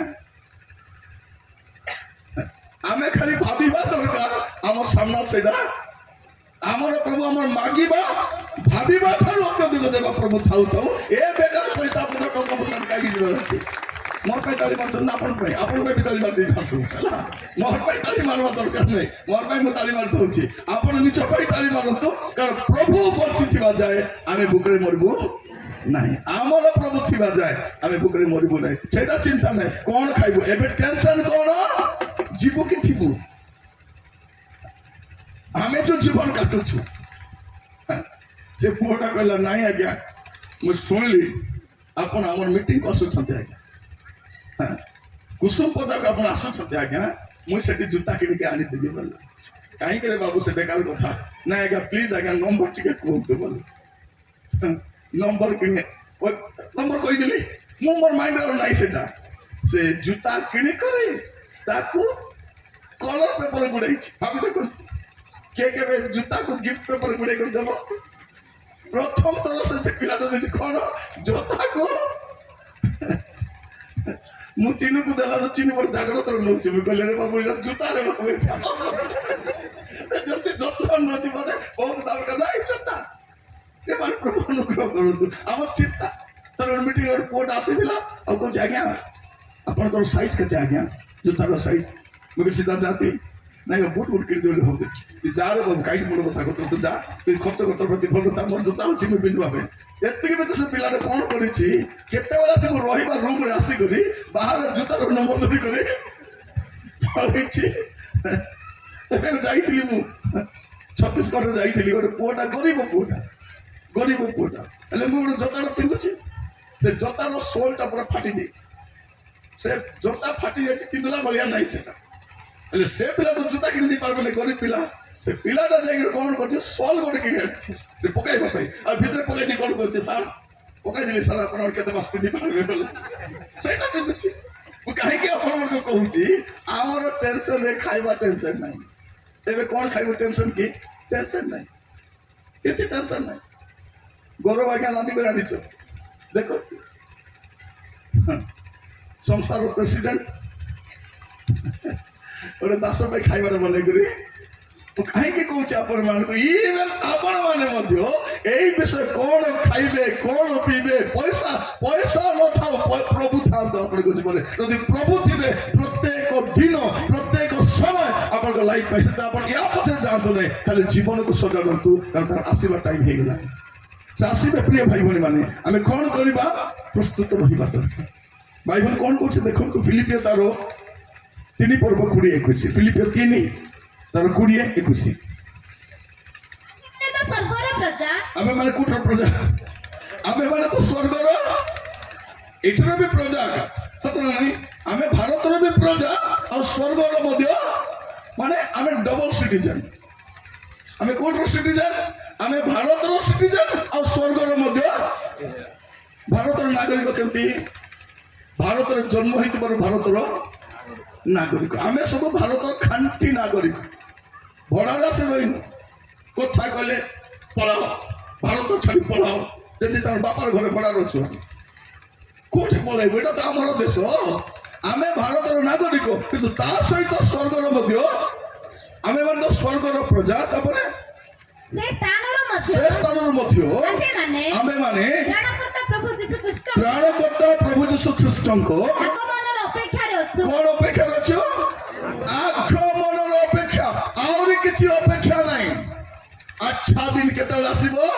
ଯୀଶୁ ଯେବେ ମେଘମାଳାରେ ଆସିବେ আমার ପାଇଁ আচ্ছা দিন কেবে যিশু যেবে মেঘমালারে আসিবে আর যেবে আসিবে জগতর ক্লেশ খতম টেনশন খতম রোগ খতম পাপ খতম এটু আমি সেইটা অপেক্ষা করেছি সেই অপেক্ষা আমার গোটে ঘর সানটা ঘর বনাইছু সে ঘরর না কোন জানিছতি মারানাথা পকাইছি মারানাথা বলে কোন হে প্রভু আস বলিবাটা আমার ঘরর না কোন ଆମ ଘର ନାଁ হে ପ୍ରଭୁ ଆସ ଖାଲି ଘର କାହିଁକି ବନଉଥିଲୁ ହେଲେ ମୁଁ ଦିନ ସେଟା ହେଲା ଗୋଟେ ମିଟିଂରେ ଯାଇଛି ପ୍ରଚାର କଲି ରାତି 2:30 ଘରେ ଫେରିଲି ଏ ବାବୁ ଆଙ୍କର ଗାଡ଼ିରେ ଯାଉଛନ୍ତି ତାଙ୍କର ଗାଡ଼ିରେ କାମ ଚାଲିଲେ ଯାଉଛି ସେ ଗାଡ଼ିର ମାଲିକ ବି ସେ ଡ୍ରାଇଭର ବି ସେ ଆଜି ୟୁଟ୍ୟୁବ ଯୋଉ ଚାଲିଛି ଓଡ଼ିଆ ବାଇବଲ ଟ୍ୟୁଟୋରିଆଲ ତାର ବି ସେ ସବୁ କରୁଛି ହେଲା ତାଙ୍କ ସହିତ ଯାଉଛି ତାଙ୍କୁ ଦେଖିନାହାନ୍ତି ଦେଖିଥିବେ ତାଙ୍କ ନାଁ ଚିହ୍ନି ହେଲା ତାଙ୍କୁ ଚିହ୍ନିଥିବେ ହେଲା ସେ ଓଡ଼ିଆ ବାଇବଲ ଟ୍ୟୁଟୋରିଆଲ ସବସ୍କ୍ରାଇବ କରିନାହାନ୍ତି କରିଦେଇଥିବେ ହେଲା এই মেসেজ গুলো সেটা মিলিব আপনাকে এটি নেটওয়ার্ক নাই বলি এটি লাইভ করুনাহান্তি গলা পরে আপনার রেগুলার শুনিপারে যদি প্রতিদিন বাক্য শুনবার আছে সকাল মোট বাক্য আসবে নূয়া সকালের আশা গুলো আসবে নূয়া সকালের আশা বাধ্যটা দেখবে আপনার প্রতিদিন সান অল্প সময় কাইকি সানটা বনাইছি যে বিদেশে বি যেমন অনেক যদি আরামে দেখি জলকা খাইলা বেলা গাড়ি গলা টিকে ফুরসতরে দেখি পারবে 10 মিনিট মেসেজ গুলো থিব আর প্রতিদিন সকাল গোটে বাইবেল স্টাডি বনাଉଛି নিরঞ্জন তোর ইউট্ୟୁব চ্যানেলରେ ଆସିବ সেটা রবিবার দিন ছাড়ি ସବୁଦିନ ଥିବ ଆଜିର ମେସେଜ ଥିଲା ବଞ୍ଚିବା ପୂର୍ବରୁ ମରନ୍ତୁ ନାହିଁ ବଞ୍ଚିବା ପୂର୍ବରୁ ଆଗ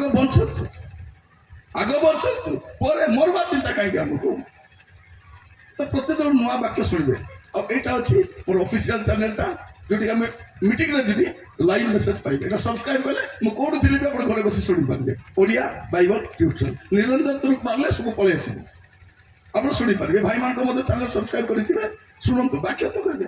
ବାହାଘର ଯାଉନ ବ୍ରତ ମାନେ, ବାହାଘର ଯାଉନ ତ, ବାହାଘର ଯଦି ଯାଉଛନ୍ତି ସବସ୍କ୍ରାଇବ କର ନା, କାଟିଦିଅ। କୋଉ ବାହାଘରେ, କୋଉ ନାଚରେ, କୋଉ ଡ୍ୟାନ୍ସରେ ଯିବେ ବୋଲେ ଆମେ ତାକୁ ଦେଖୁଥିବୁ। ଆମେ ଯାହାର ଚ୍ୟାନେଲରେ ବାକ୍ୟ ଅଛି ତାର ଚ୍ୟାନେଲ ଶୁଣିବେ। ଏ ନାଚ ଗୀତ ମଝିରେ ବାକ୍ୟ ଦେବ ପରା ବୋଲା ବେଳକୁ ଲୋକ ନାଚୁଥିବେ। କାଟ କୋଉ ବାହାଘର, କୋଉ ନାଚ ଘର ଗଲେ ନଥିଲା ନାହିଁ। ବାବୁ ତମର ୟୁଟ୍ୟୁବ ଚ୍ୟାନେଲ ଅଛି କି ନା ତମର ପାଇଁ ରେକର୍ଡ କରୁଛ? ଅଛି, ନିଜ ପାଇଁ। ଭେରି ଗୁଡ୍, ରେକର୍ଡିଂ କର। ମୁଁ କହିବା ପାଇଁ ଚାହେଁ ପ୍ରତ୍ୟେକକୁ, ପ୍ରିୟ ଭାଇ ଭଉଣୀ ମାନେ, ଆଗକୁ ସୁଯୋଗ ନଥିବ ବାକ୍ୟ ଶୁଣିବା ଦରକାର। ଏଠି ଆମେ କଣ ଦେଖୁଛୁ ପ୍ରିୟ ଭାଇ ଭଉଣୀ ମାନେ? ଆମେ ମାନେ ସ୍ୱର୍ଗର ପ୍ରଜା। ଆମେ କଣ ଅପେକ୍ଷାରେ ଅଛୁ? ପ୍ରଭୁ ଯୀଶୁ ଖ୍ରୀଷ୍ଟଙ୍କର ଆଗମନର ଅପେକ୍ଷା, ଆଉ କିଛି ଅପେକ୍ଷା ନାହିଁ। ଆଗମନର ଅପେକ୍ଷାରେ ଅଛି। ତାପରେ କଣ ଲେଖା ଅଛି? ସେ ଆପଣାର ଯୋଉ କାର୍ଯ୍ୟ ସାଧକ ଶକ୍ତି ଦ୍ୱାରା ସମସ୍ତ ବିଷୟକୁ ନିଜର ବଶୀଭୂତ କରିପାରନ୍ତି, ତଦ୍ୱାରା ଆମ୍ଭମାନଙ୍କର ଛାର କି ଶରୀର? ଛାର ଶରୀର। ଆପଣ ଶରୀରକୁ ଯେତିକି ଯତ୍ନ ନିଅନ୍ତୁ, ଯେତିକି ଖୁଆନ୍ତୁ, ମଟନ ଖୁଆନ୍ତୁ, ବିରିୟାନୀ ଖୁଆନ୍ତୁ, ପିଜା ଖୁଆନ୍ତୁ, ବର୍ଗର ଖୁଆନ୍ତୁ, ସମ୍ବଲପୁର ଖୁଆନ୍ତୁ, ବାଲେଶ୍ୱର ଖୁଆନ୍ତୁ, ଯୋଉଟା ଖୁଆଉଛନ୍ତି ଖୁଆନ୍ତୁ, ହେଲା, ଯାହା ଖାଉଛନ୍ତି ଖାଆନ୍ତୁ, କିନ୍ତୁ ମନେ ରଖିଥାନ୍ତୁ ଏ ଛାର ଶରୀରକୁ ସେ ରୂପାନ୍ତରିତ କରି ଆପଣ ଗୌରବମୟ ଶରୀର ସଦସ୍ୟ କରିବେ। ଏ ଶରୀର ଗୌରବ ପାଇବ। ତେଣୁ ଏବେ ସୁଯୋଗ ଅଛି। ଯଦି ଜୀବନରେ କିଛି ପାପ ଅଛି ରୂପାନ୍ତରିତ ହେବ ନାହିଁ। ଜୀବନରେ ପାପ ଅଛି ଆଉ ଅଳ୍ପ ସମୟ, ଆଗକୁ ସମୟ ନାହିଁ। ଏବେ କଣ କରିପାରିବା? ପାପ ଛାଡି ପାରିବା, ଜୀବନକୁ ସଜାଡ଼ି ପାରିବା, ଅବାଟରୁ ଫେରି ପାରିବା। ଆପରେ ସୁଯୋଗ ନଥିବ। ନେକ୍ସଟ ମିଟିଂ ହେବ କି ନାହିଁ ଆମକୁ ଜଣା ନାହିଁ। ହେଲାବେଳେ ଆମେ ଥିବୁ କି ନାହିଁ ସେଟା ମୋତେ ଜଣା ନାହିଁ। କେନ କହୁଛନ୍ତି କି ନାହିଁ ଏଇ ରବିବାର ପ୍ରାର୍ଥନା ଯିବି ନାହିଁ, ଆସନ୍ତା ରବିବାର ଯିବି। ଆସନ୍ତା ରବିବାର ଥିବ ବୋଲି ଗ୍ୟାରେଣ୍ଟି କ'ଣ ଅଛି? ଲେଖିଦିଅ ଗୋଟେ ପେପରରେ, ଆସନ୍ତା ରବିବାର ମୁଁ ଯିବି, ଷ୍ଟାମ୍ପ ପେପର ମାରି ଦେଇଥାଉ ଗୋଟେ। ଶନିବାର ଦିନ ରାତିରେ ସେଇଥିପାଇଁ ଆପଣ ଏଇ ଚିନ୍ତାରେ ଥାନ୍ତୁ ନାହିଁ, ଥିବା ଚିନ୍ତାରେ ନାହିଁ, ଯିବା ଚିନ୍ତାରେ ଥାନ୍ତୁ। ଏ ଅଣ୍ଟା ବଥା, ମୁଣ୍ଡ ବଥା, ପିଠି ବଥା, ଦାନ୍ତ ବଥା, ଏଟା ଟେନସନ ନାହିଁ। ଟେନସନ କ'ଣ? ଯୀଶୁ ଆସିଲା ବେଳକୁ ମୁଁ ଯାଇପାରିବି ନାହିଁ। ମୁଁ ପ୍ରଚାର କରି ବୁଲୁଛି ଭାଇ ଭଉଣୀ ମାନେ, କିନ୍ତୁ ଏ ଭୟରେ ଏକା ପ୍ରଚାର କରି ବୁଲୁଛି। ଯଦି ମୋ ଜୀବନରେ ପାପ ପଳେଇ ଆସିବ ମୁଁ ଯାଇପାରିବିନି। ଏଇ ଭୟ ଏବେ ବି ମୋର ରହିଛି, ଆଉ ଏଇ ଭୟ ରହିବା ଦରକାର। ଏହାକୁ କୁହନ୍ତି ପବିତ୍ର ଭୟ ବୋଲି। ଏ ଭୟ ଯଦି ନଥିବ ପାପରେ ଆପଣ ପଡ଼ିଯିବେ। ପ୍ରତ୍ୟେକକୁ କହିବା ପାଇଁ ଚାହେଁ, ଆସନ୍ତୁ ନିଜ ସ୍ଥାନରେ ଠିଆ ହେବା। ସମସ୍ତେ ଆପଣ ସ୍ଥାନରେ ଠିଆ ହେବା ଆଉ ପ୍ରାର୍ଥନା କରିବା ପାଇଁ ଯିବା। ଟିକେ ଉଠନ୍ତୁ ନିଜ ଜାଗାରେ, ପ୍ରାର୍ଥନା କରିବା ପାଇଁ ଯିବା। ଓ ମୋର ପ୍ରିୟ ଭାଇ ଭଉଣୀ ମାନେ, ଏ ସୁଯୋଗ ଆମକୁ ପ୍ରଭୁ ଦେଇଛନ୍ତି। ବାବୁ ନରେନ୍ଦ୍ର ଅଛନ୍ତି କି? ଗୋଟେ ଗୀତ ବୋଲିବେ, ଅନୁତାପର ଗୀତ ଗୋଟେ ବୋଲିବା ପାଇଁ ସାହାଯ୍ୟ କରିବେ। ମୋର ପ୍ରିୟ ଭାଇ ଭଉଣୀ ମାନେ, ଆମେ ସମସ୍ତେ ପ୍ରାର୍ଥନାର ସହିତ ସମର୍ପିତ ହେବା। ପ୍ରଭୁଙ୍କ ପାଖକୁ ଯିବା, ପ୍ରଭୁଙ୍କୁ କହିବା, ପ୍ରଭୁ ମୁଁ ଆସିଛି, ପ୍ରଭୁ ମୁଁ ଯେମିତି ବି ଅଛି ପ୍ରଭୁ ଆପଣଙ୍କ ପାଖକୁ ଆସିଛି, ମୋତେ ଦୟାକରି ସାହାଯ୍ୟ କର, ମୋର ପାପକୁ କ୍ଷମା କର ପ୍ରଭୁ। ଏଇଟା ସୁଯୋଗ ମୋର ପ୍ରିୟ ମାନେ। ଆଉ ପରେ ସୁଯୋଗ ଥିବ କି ନାହିଁ ମୁଁ ଜାଣି ନାହିଁ। ମୋର କର୍ତ୍ତବ୍ୟ ମୁଁ କରିଦେଇଛି। ଆଜି ଫେରିବାର ଉପାୟ ମଧ୍ୟ ବତେଇ ଦେଇଛି। ଯଦି ଫେରିବେ ତ ଭଲ, ନହେଲେ ଆପଣ ଦଣ୍ଡ ପାଇବା ପାଇଁ ପ୍ରସ୍ତୁତ ଥାନ୍ତୁ। ସେ ଆସୁଛନ୍ତି, ଅବିଳମ୍ବରେ ଆସୁଛନ୍ତି, ବିଚାର କରିବାକୁ ଆସୁଛନ୍ତି, ଆପଣ ଲୋକମାନଙ୍କୁ ନେବା ପାଇଁ ଆସୁଛନ୍ତି, ସାଧୁମାନଙ୍କୁ ସଂଗ୍ରହ କରିବା ପାଇଁ ଆସୁଛନ୍ତି। ଆପଣ ଯିବା ପାଇଁ ପ୍ରସ୍ତୁତ ଥାନ୍ତୁ। ଓ ମୋର ପ୍ରିୟ ଭାଇ ଭଉଣୀ ମାନେ, ଏବେ ବେଳ ଥାଉ ଥାଉ ଆପଣ କାନ୍ଦି ପାରିବେ। କାନ୍ଦିବାକୁ ତ ପଡ଼ିବ ସମସ୍ତଙ୍କୁ କାନ୍ଦିବା ପାଇଁ ପଡ଼ିବ। ଏବେ ନହେଲେ ତେବେ। ଏବେ ଯଦି କାନ୍ଦିବେ ନାହିଁ, ଅନନ୍ତ କାଳ କାନ୍ଦିବା ପାଇଁ ପଡ଼ିବ। ଏବେ ଯଦି ଅନୁତାପ କରିବେ ତ ଭଲ କଥା। ଏବେ ଯଦି ଅନୁତାପ କରିବେ ନାହିଁ, ଅନନ୍ତ କାଳ ପାଇଁ ଅନୁତାପ କରିବେ। ଚକ୍ଷୁ ବନ୍ଦ କରିବା, ହାତ ଯୋଡ଼ିବା, ମୁଣ୍ଡ ନୁଆଇବା, ପ୍ରାର୍ଥନା କରିବା। ସମସ୍ତେ ପ୍ରଭୁଙ୍କୁ କହିବା, ପ୍ରଭୁ ମୁଁ ଆପଣଙ୍କ ପାଖକୁ ଆସିଛି, ପ୍ରଭୁ ମୋର ଜୀବନକୁ ସମର୍ପଣ କରୁଛି, ପ୍ରଭୁ ମୋତେ ଦୟାକରି ସାହାଯ୍ୟ କର। ଓ ମୋର ପ୍ରିୟ ଭାଇ ଭଉଣୀ ମାନେ, ଆସନ୍ତୁ ପ୍ରତ୍ୟେକ ପ୍ରାର୍ଥନା କରିବା ପାଇଁ ଯିବା, ପ୍ରତ୍ୟେକ ସମର୍ପିତ ହେବା। ପ୍ରଭୁଙ୍କୁ କହିବା, ପ୍ରଭୁ ମୁଁ ଆପଣଙ୍କ ପାଖକୁ ଆସିଛି। ଓ ମୋର ପ୍ରିୟ ଭାଇ ଭଉଣୀ ମାନେ, ଏ ସୁଯୋଗକୁ ହାତ ଛଡ଼ା କରିବା ନାହିଁ। ଆମେ ପ୍ରଭୁଙ୍କ ପାଖକୁ ଯିବା। ଯଦି ଜୀବନ ଠିକ ନାହିଁ, ଜୀବନରେ ପାପ ଅଛି, ମନ୍ଦତା ଅଛି, ଅସୁସ୍ଥତା ଅଛି, କାନ୍ଦି ପାରିବେ। ଆମେ ଏବେ ଯାଇ କାନ୍ଦିଛୁ ଟଙ୍କା ପାଇଁ, ଋଣ ପାଇଁ, ରୋଗ ପାଇଁ, ଚାକରି ପାଇଁ, ପୁଅ ପାଇଁ, ଝିଅ ପାଇଁ। ଆଜି ଆମେ କାନ୍ଦିବା ନିଜ ପାଇଁ। Yes Lord, thank you Lord. Yes Lord, ସମସ୍ତ ମୁଖ ଖୋଲି ପ୍ରାର୍ଥନା କରିବା। Yes Lord, yes Lord, yes Lord, yes Lord, ओ प्रभु दया करो बाबा, दया करो प्रभु, दया करो प्रभु, दया करो प्रभु, दया करो जीसस। जाने जाने बेड़े बेड़े हुए अजाना, चलो चलो हो जाए बड़ा बड़ा, हो जानी जानी बेड़े बेड़े हुए अजाना, चलो चलो हो जाए बड़ा बड़ा, तुम दूरे केमिति पारिबे रही प्रार्थना करो बिना, ओ प्रभु। केमिति बंचिबे Yes Lord, yes Lord, जीवनर ओ प्रभु, खोजेते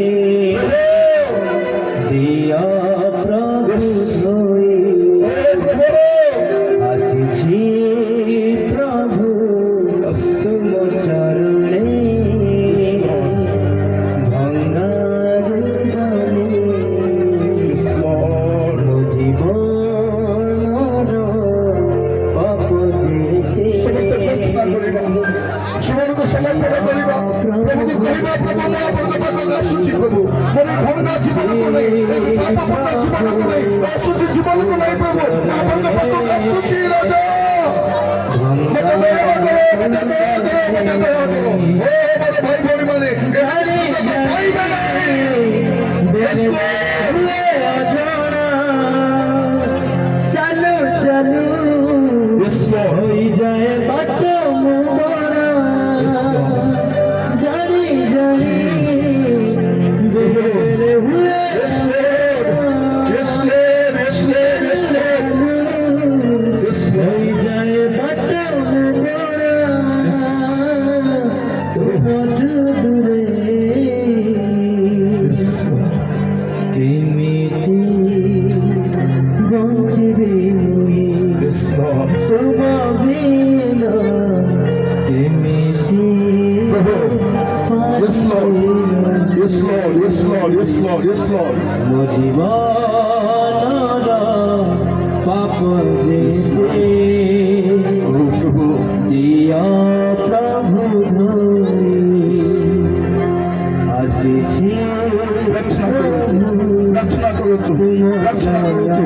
ପାପ ଆପଣଙ୍କ ମଙ୍ଗଳକୁ ଅଟକାଇ ଦେଇଛି, ପାପ ଆପଣଙ୍କ ସୁସ୍ଥତାକୁ ଅଟକାଇ ଦେଇଛି, ପାପ ଆପଣଙ୍କୁ ଋଣଗ୍ରସ୍ତ କରିଛି, ପାପ ଆପଣଙ୍କ ପରିବାରକୁ ଭାଙ୍ଗି ଦେଇଛି, ପାପ ଆପଣଙ୍କ ପ୍ରଭୁଙ୍କ ଉପସ୍ଥିତିରୁ ଦୂରକୁ ନେଇଯାଇଛି। ସେଇ ପାପ ଛାଡ଼ନ୍ତୁ, ଆପଣ ପ୍ରଭୁଙ୍କ ଉପସ୍ଥିତିକୁ ଯାଇପାରିବେ, ତାଙ୍କ ରାଜ୍ୟକୁ ଯାଇପାରିବେ।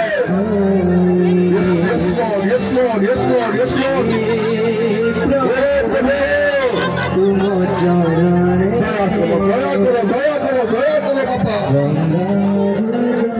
Yes Lord, ପ୍ରାର୍ଥନା କରିବା। ମୋର ଭାଇ ଭଉଣୀ ମାନେ ଆମ ପାପକୁ ତୁମେ ଦେଖି ନଥିବ, ସମସ୍ତେ ସମସ୍ତେ ଆମର ପାପ ପ୍ରମାଣେ ତୁମେ ପ୍ରାର୍ଥନା କରିବା ପାଇଁ ଯିବା। ମୋ ପରମେଶ୍ୱର ଯେଉଁମାନେ ଆପଣ ଜୀବନକୁ ସଜାଡ଼ିବା ପାଇଁ ଚାହୁଁଛନ୍ତି, ଆଜିଠାରୁ ପାପ ଛାଡ଼ିବା ପାଇଁ ଚାହୁଁଛନ୍ତି, ମନ୍ଦତା ଛାଡ଼ିବା ପାଇଁ ଚାହୁଁଛନ୍ତି, ଆମେ ସମସ୍ତେ ଜାଣିଛୁ ଆମ ଜୀବନରେ ପାପ ରହିଛି, ଆମେ ସମସ୍ତେ ଜାଣିଛୁ ଆମ ଜୀବନର ପରିସ୍ଥିତି ଭଲ ନାହିଁ, ଆମେ ଖାଲି ଆର୍ଥିକ ବିଷୟକୁ ଦେଖୁଛୁ, ଆର୍ଥିକ ନୁହେଁ ଆତ୍ମିକ ବିଷୟ ବି ଭଲ ନାହିଁ, ଆମେ ଶାରୀରିକ ବିଷୟକୁ ଦେଖୁଛୁ, ଆମର ଶରୀର ବି ଭଲ ନାହିଁ, ଯୋଉ ଶରୀର ରୂପାନ୍ତରିତ ହେବା କଥା ସେ ଶରୀର ଭଲ ନାହିଁ। ପ୍ରାର୍ଥନା କରନ୍ତୁ, ଆସନ୍ତୁ ହାତ ଦୁଇଟା ସ୍ପର୍ଗ ଆଡ଼କୁ ଉଠେଇବା, ସମସ୍ତେ ସମସ୍ତେ ଆପଣ ହାତ ଦୁଇଟା ସ୍ପର୍ଗ ଆଡ଼କୁ ଉଠେଇବା ଆଉ ସମର୍ପିତ ହେଇଯିବା, ସମର୍ପିତ ହେବା ପ୍ରଭୁକୁ କହିବା, ପ୍ରଭୁ ମୁଁ ଆପଣଙ୍କ ପାଖକୁ ଆସିଛି, ପ୍ରଭୁ ମତେ ଦୟା କର। ଭାଇ ଭଉଣୀ ମାନେ ଆମକୁ ଦୟା କରିବା ପାଇଁ କେହି ନାହିଁ, ଆମେ ଯେମିତି ପାପ କରିଛୁ ଆମକୁ ପ୍ରଭୁଙ୍କ ଛଡ଼ା ଯୀଶୁଙ୍କ ଛଡ଼ା ଆଉ କେହି କ୍ଷମା କରିପାରିବେ ନାହିଁ। ଆମର ପାପ କେବଳ ଯୀଶୁଙ୍କ ରକ୍ତରେ ହିଁ ପରିଷ୍କୃତ ହେଇପାରିବ, ଆଉ ପରିଷ୍କାର ହେବା ପାଇଁ ଦ୍ୱିତୀୟ ବିଷୟ କିଛି ନାହିଁ। ଆମର କେତେ ଦାନ ଦେଉଛନ୍ତି, କେତେ ଉପବାସ କରୁଛନ୍ତି, କେତେ ଦଶମାସ ଦେଉଛନ୍ତି, ତା ଆପଣଙ୍କୁ କ୍ଷମା କରିପାରିବ ନାହିଁ। ଆପଣଙ୍କୁ ପାପ କ୍ଷମା କରିବା ଅଛି ଯୀଶୁଙ୍କ ରକ୍ତ रक्त केवल यीशु का रक्त केवल यीशु का रक्त केवल यीशु का रक्त नहीं क्षमा पाई परिबे हाथ दुईटा स्पोर्ट गार्ड उठाନ୍ତୁ ମୋ ପାପ ପ୍ରମାଣେ ମୋ ପ୍ରତି हाथ दुईटा स्पोर्ट गार्ड उठाई प्रार्थना କରନ୍ତୁ କେବେ ବି ପାଇଛି Yes, Lord. ମୋର Yes, Lord. ତାଟେ Yes, yes, yes, Lord. ମଙ୍ଗଳ Yes, Lord. Yes, Lord. Yes, Lord. ମୋ ପାପ ଦୟା ଦୟା ଦୟା ଦୟା ଦୟା ଦୟା କର ପ୍ରଭୁ ପାପ ପରିତ୍ୟାଗ କରିବା ପାଇଁ ଗୁଣା କରି ତୁମରି Yes, Lord. Yes, Lord. Yes, Lord. Yes, Lord. ପାଇଛି ଜୀବନେ ମୋର ଏ ତାଟେ Yes, Lord. ମଙ୍ଗଳ Yes, Lord. Yes, Lord. Yes, Lord. ପ୍ରାର୍ଥନା କରିବା ସମସ୍ତେ ପ୍ରାର୍ଥନା କରିବା ପାଇଁ ଯିବା। ପ୍ରାର୍ଥନା କରିବା ପାଇଁ ଯିବା। ଯଦି ଆଜି ଆପଣଙ୍କ ଜୀବନକୁ ପ୍ରଭୁଙ୍କ ହସ୍ତରେ ସମର୍ପଣ କରିବା ପାଇଁ ଚାହୁଁଛନ୍ତି ୟାଠାରୁ ଆହୁରି ବଡ଼ ସୁଯୋଗ ମିଳିବନି ଆଉ ଗୋଟେ ମିଟିଂ ବୋଲି ଭାବନ୍ତୁ ନାହିଁ ଆଉ ଗୋଟେ ମିଟିଂରେ ପାପ ଛାଡ଼ିବି ଆଉ ଗୋଟେ ମିଟିଂରେ ଅଭ୍ୟାସ ବଦଳେଇବି ଆଉ ଗୋଟେ ମିଟିଂ ନାହିଁ ଏଇଟା ହୁଏତ ଲାଷ୍ଟ ମିଟିଂ ଏଇଟା ହୁଏତ ଆପଣଙ୍କ ଲାଷ୍ଟ ସୁଯୋଗ ପ୍ରଭୁ ଆପଣଙ୍କୁ ଦେଇଛନ୍ତି ପାପରୁ ଫେରିବା ପାଇଁ ସମସ୍ତ ବିଷୟ ସମସ୍ତ ଅସୁଚିତା ସମସ୍ତ ମନ୍ଦତାକୁ ଛାଡ଼ିବା ପାଇଁ ନିଷ୍ପତ୍ତି ନିଅନ୍ତୁ Yes, Lord. Yes, Lord. ଆଜି ଏଠୁ ଗୋଟେ ନୂଆ ହେଇକି ଯିବା ପରିବର୍ତ୍ତନ ହେଇକି ଯିବା ଜୀବନ ବଦଳାଇକି ଯିବା ମୋର ଭଉଣୀମାନେ ରୋଗ ସୁସ୍ଥ ହେବ ଆଜି ପାପ ଛାଡ଼ିଲେ ଋଣମୁକ୍ତ ହେବେ ପାପ ଛାଡ଼ିଲେ ପାପ ଅଭିଶାପ ଆଣେ ପାପ ଦଣ୍ଡ ଆଣେ ପାପ ସର୍ବନାଶ ଆଣେ ତେବେ ବାକ୍ୟ କୁହେ ଆଜି ପବିତ୍ର ହୁଅ ଆସନ୍ତାକାଲି ଆଶ୍ଚର୍ଯ୍ୟକର୍ମ ହେବ ଆସନ୍ତାକାଲି ଆଶ୍ଚର୍ଯ୍ୟକର୍ମ ହେବ ଆପଣଙ୍କ ପରିବାରରୁ ଆପଣଙ୍କ ଜୀବନରୁ ଯୋଉ ବନ୍ଧନ ସବୁ ଅଛି ବନ୍ଧନ ଛିଣ୍ଡିବ ଅଭିଶାପ ଦୂର ହେବ ରୋଗ ସୁସ୍ଥ ହେବ ପିଲାମାନେ ଉନ୍ନତ ହେବେ ପରିସ୍ଥିତି ବଦଳିବ କେବଳ ପାପକୁ ଛାଡ଼ନ୍ତୁ ପବିତ୍ର ପବିତ୍ର ହୁଅନ୍ତୁ କୁହନ୍ତୁ ପ୍ରଭୁ ମୋ ପାପ ସବୁ କ୍ଷମା କର ମା ମାନେ ଆଜିର ଖାନ୍ଦିବାଟା ସାମାନ ପାଇଁ ନାହିଁ ପବିତ୍ରତା ପାଇଁ ହଉ ଆଜିର ପ୍ରାର୍ଥନା ସୁସ୍ଥତା ପାଇଁ ନାହିଁ ପବିତ୍ରତା ପାଇଁ ହଉ ପବିତ୍ର ହେଇଯାଆନ୍ତୁ ଆଉ ପ୍ରତ୍ୟେକ ବିଷୟ ଆପଣଙ୍କ ଜୀବନର ପ୍ରତ୍ୟେକ ବିଷୟକୁ ପ୍ରଭୁ ପରିବର୍ତ୍ତନ କରିବେ ଆଶୀର୍ବାଦ କରିବେ ଓ ମୋର ଭାଇ ଭଉଣୀ ମାନେ ଆସନ୍ତୁ ପ୍ରାର୍ଥନା କରିବା ପାଇଁ ଯିବା ଆମମାନଙ୍କ ମଧ୍ୟରେ ପ୍ରଭୁଙ୍କ ଦାସ ଡକ୍ଟର ଗୌରବର୍ଦ୍ଧନ ଅଛନ୍ତି ସେ ଆସିବେ ପ୍ରାର୍ଥନା କରିନେବେ ସେ ଆମ ପାଇଁ ପ୍ରାର୍ଥନା କରିବା ସମୟରେ ଆମେ ସମସ୍ତେ ସମର୍ପିତ ହେବା କହିବା ପ୍ରଭୁଙ୍କୁ ମୁଁ ଯେମିତି ଅଛି ପ୍ରଭୁ ଆପଣଙ୍କ ପାଖରେ ଆସୁଛି ଦୟାକରି ମୋତେ ସାହାଯ୍ୟ କର ହାତ ଦୁଇଟା ସ୍ପଟ ଗାଡ଼ିକୁ ଖାଆନ୍ତୁ ଆଉ ସମର୍ପିତ ହୋଇଯାଆନ୍ତୁ ପ୍ରଭୁଙ୍କର ଅଭିଷିକ୍ତ ଦାସ ଡକ୍ଟର ଗୌରବର୍ଦ୍ଧନ ସେମାନଙ୍କୁ ପ୍ରାର୍ଥନାରେ କରିବେ धन्यवाद Yes, Lord. धन्यवाद Yes, Lord. धन्यवाद Yes, Lord. धन्यवाद Yes, Lord. Yes, Lord. Yes, Lord.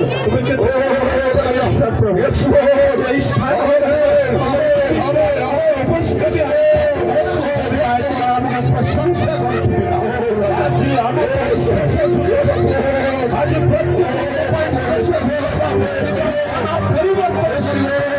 आज पाप को त्याग करी आज आम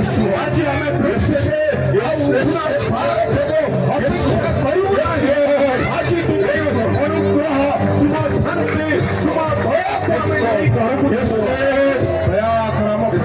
जीवन आज अनेक लोक निज हस्त उठाई निजे स्वीकार कर शक्ति दिया ज्ञान दिया बुद्धि दिया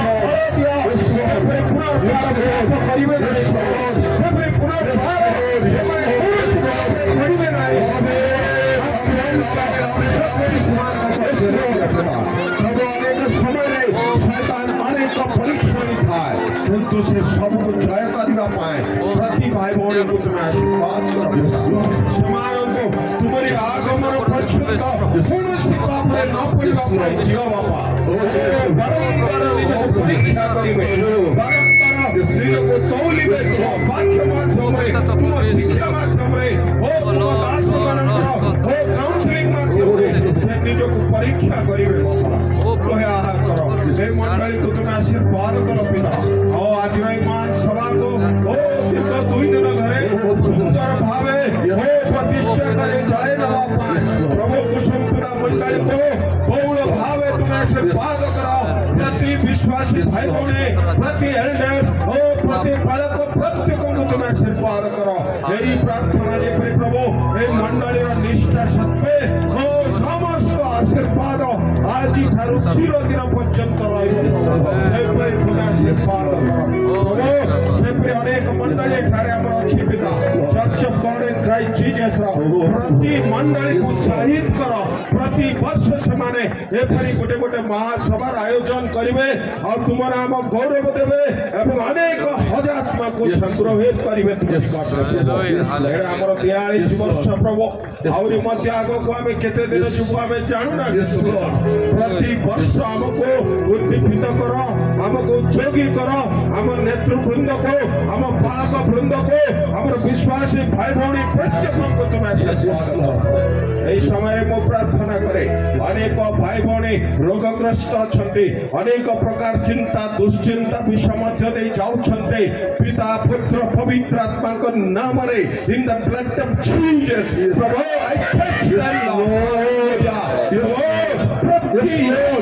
ପ୍ରତି ଶରୀର ସୁସ୍ଥ ହୋଇ ଘରକୁ ଯିବା ପାଇଁ ସାହାଯ୍ୟ ଧନ୍ୟବାଦ। ଏହି ସମୟରେ ତୁମ ଦାସଙ୍କୁ ବ୍ୟବହାର କର ପିତା। ରେଭରେଣ୍ଡ ନିରଞ୍ଜନ ଥ୍ରୁପ ଏବଂ ତାଙ୍କ ସହଧର୍ମିଣୀଙ୍କୁ ସୁନ୍ଦର ଭାବେ ଆଣିଲ ଓ ତାଙ୍କ ସେବା କାର୍ଯ୍ୟରେ ଦୀର୍ଘ 2 ଦିନ ଧରେ ଆମମାନଙ୍କୁ ତୁମ ବାକ୍ୟ ମାଧ୍ୟମରେ ଉତ୍ସାହିତ କଲେ ପିତା। ତୁମ ଦାସଙ୍କୁ ତୁମେ ବହୁଳ ଭାବେ ବ୍ୟବହାର କରୁଛ ଏବଂ ଆଗାମୀ ଦିନ ମାନଙ୍କ ପାଇଁ ଅନେକ ବିଷୟକୁ ପ୍ରଭୁ ତୁମେ ତାଙ୍କୁ ରେଭଲେସନ ଦିଅ। ଆହୁରି ଓ ତୁମରି ଲୋକମାନଙ୍କୁ ଉତ୍ସାହିତ କରିବେ, ଅବାଟରୁ ବାଟକୁ ଫେରାଇ ଆଣିବେ। ସେହିପରି ତୁମେ ତୁମ ଦାସଙ୍କୁ ବ୍ୟବହାର କର ପ୍ରଭୁ।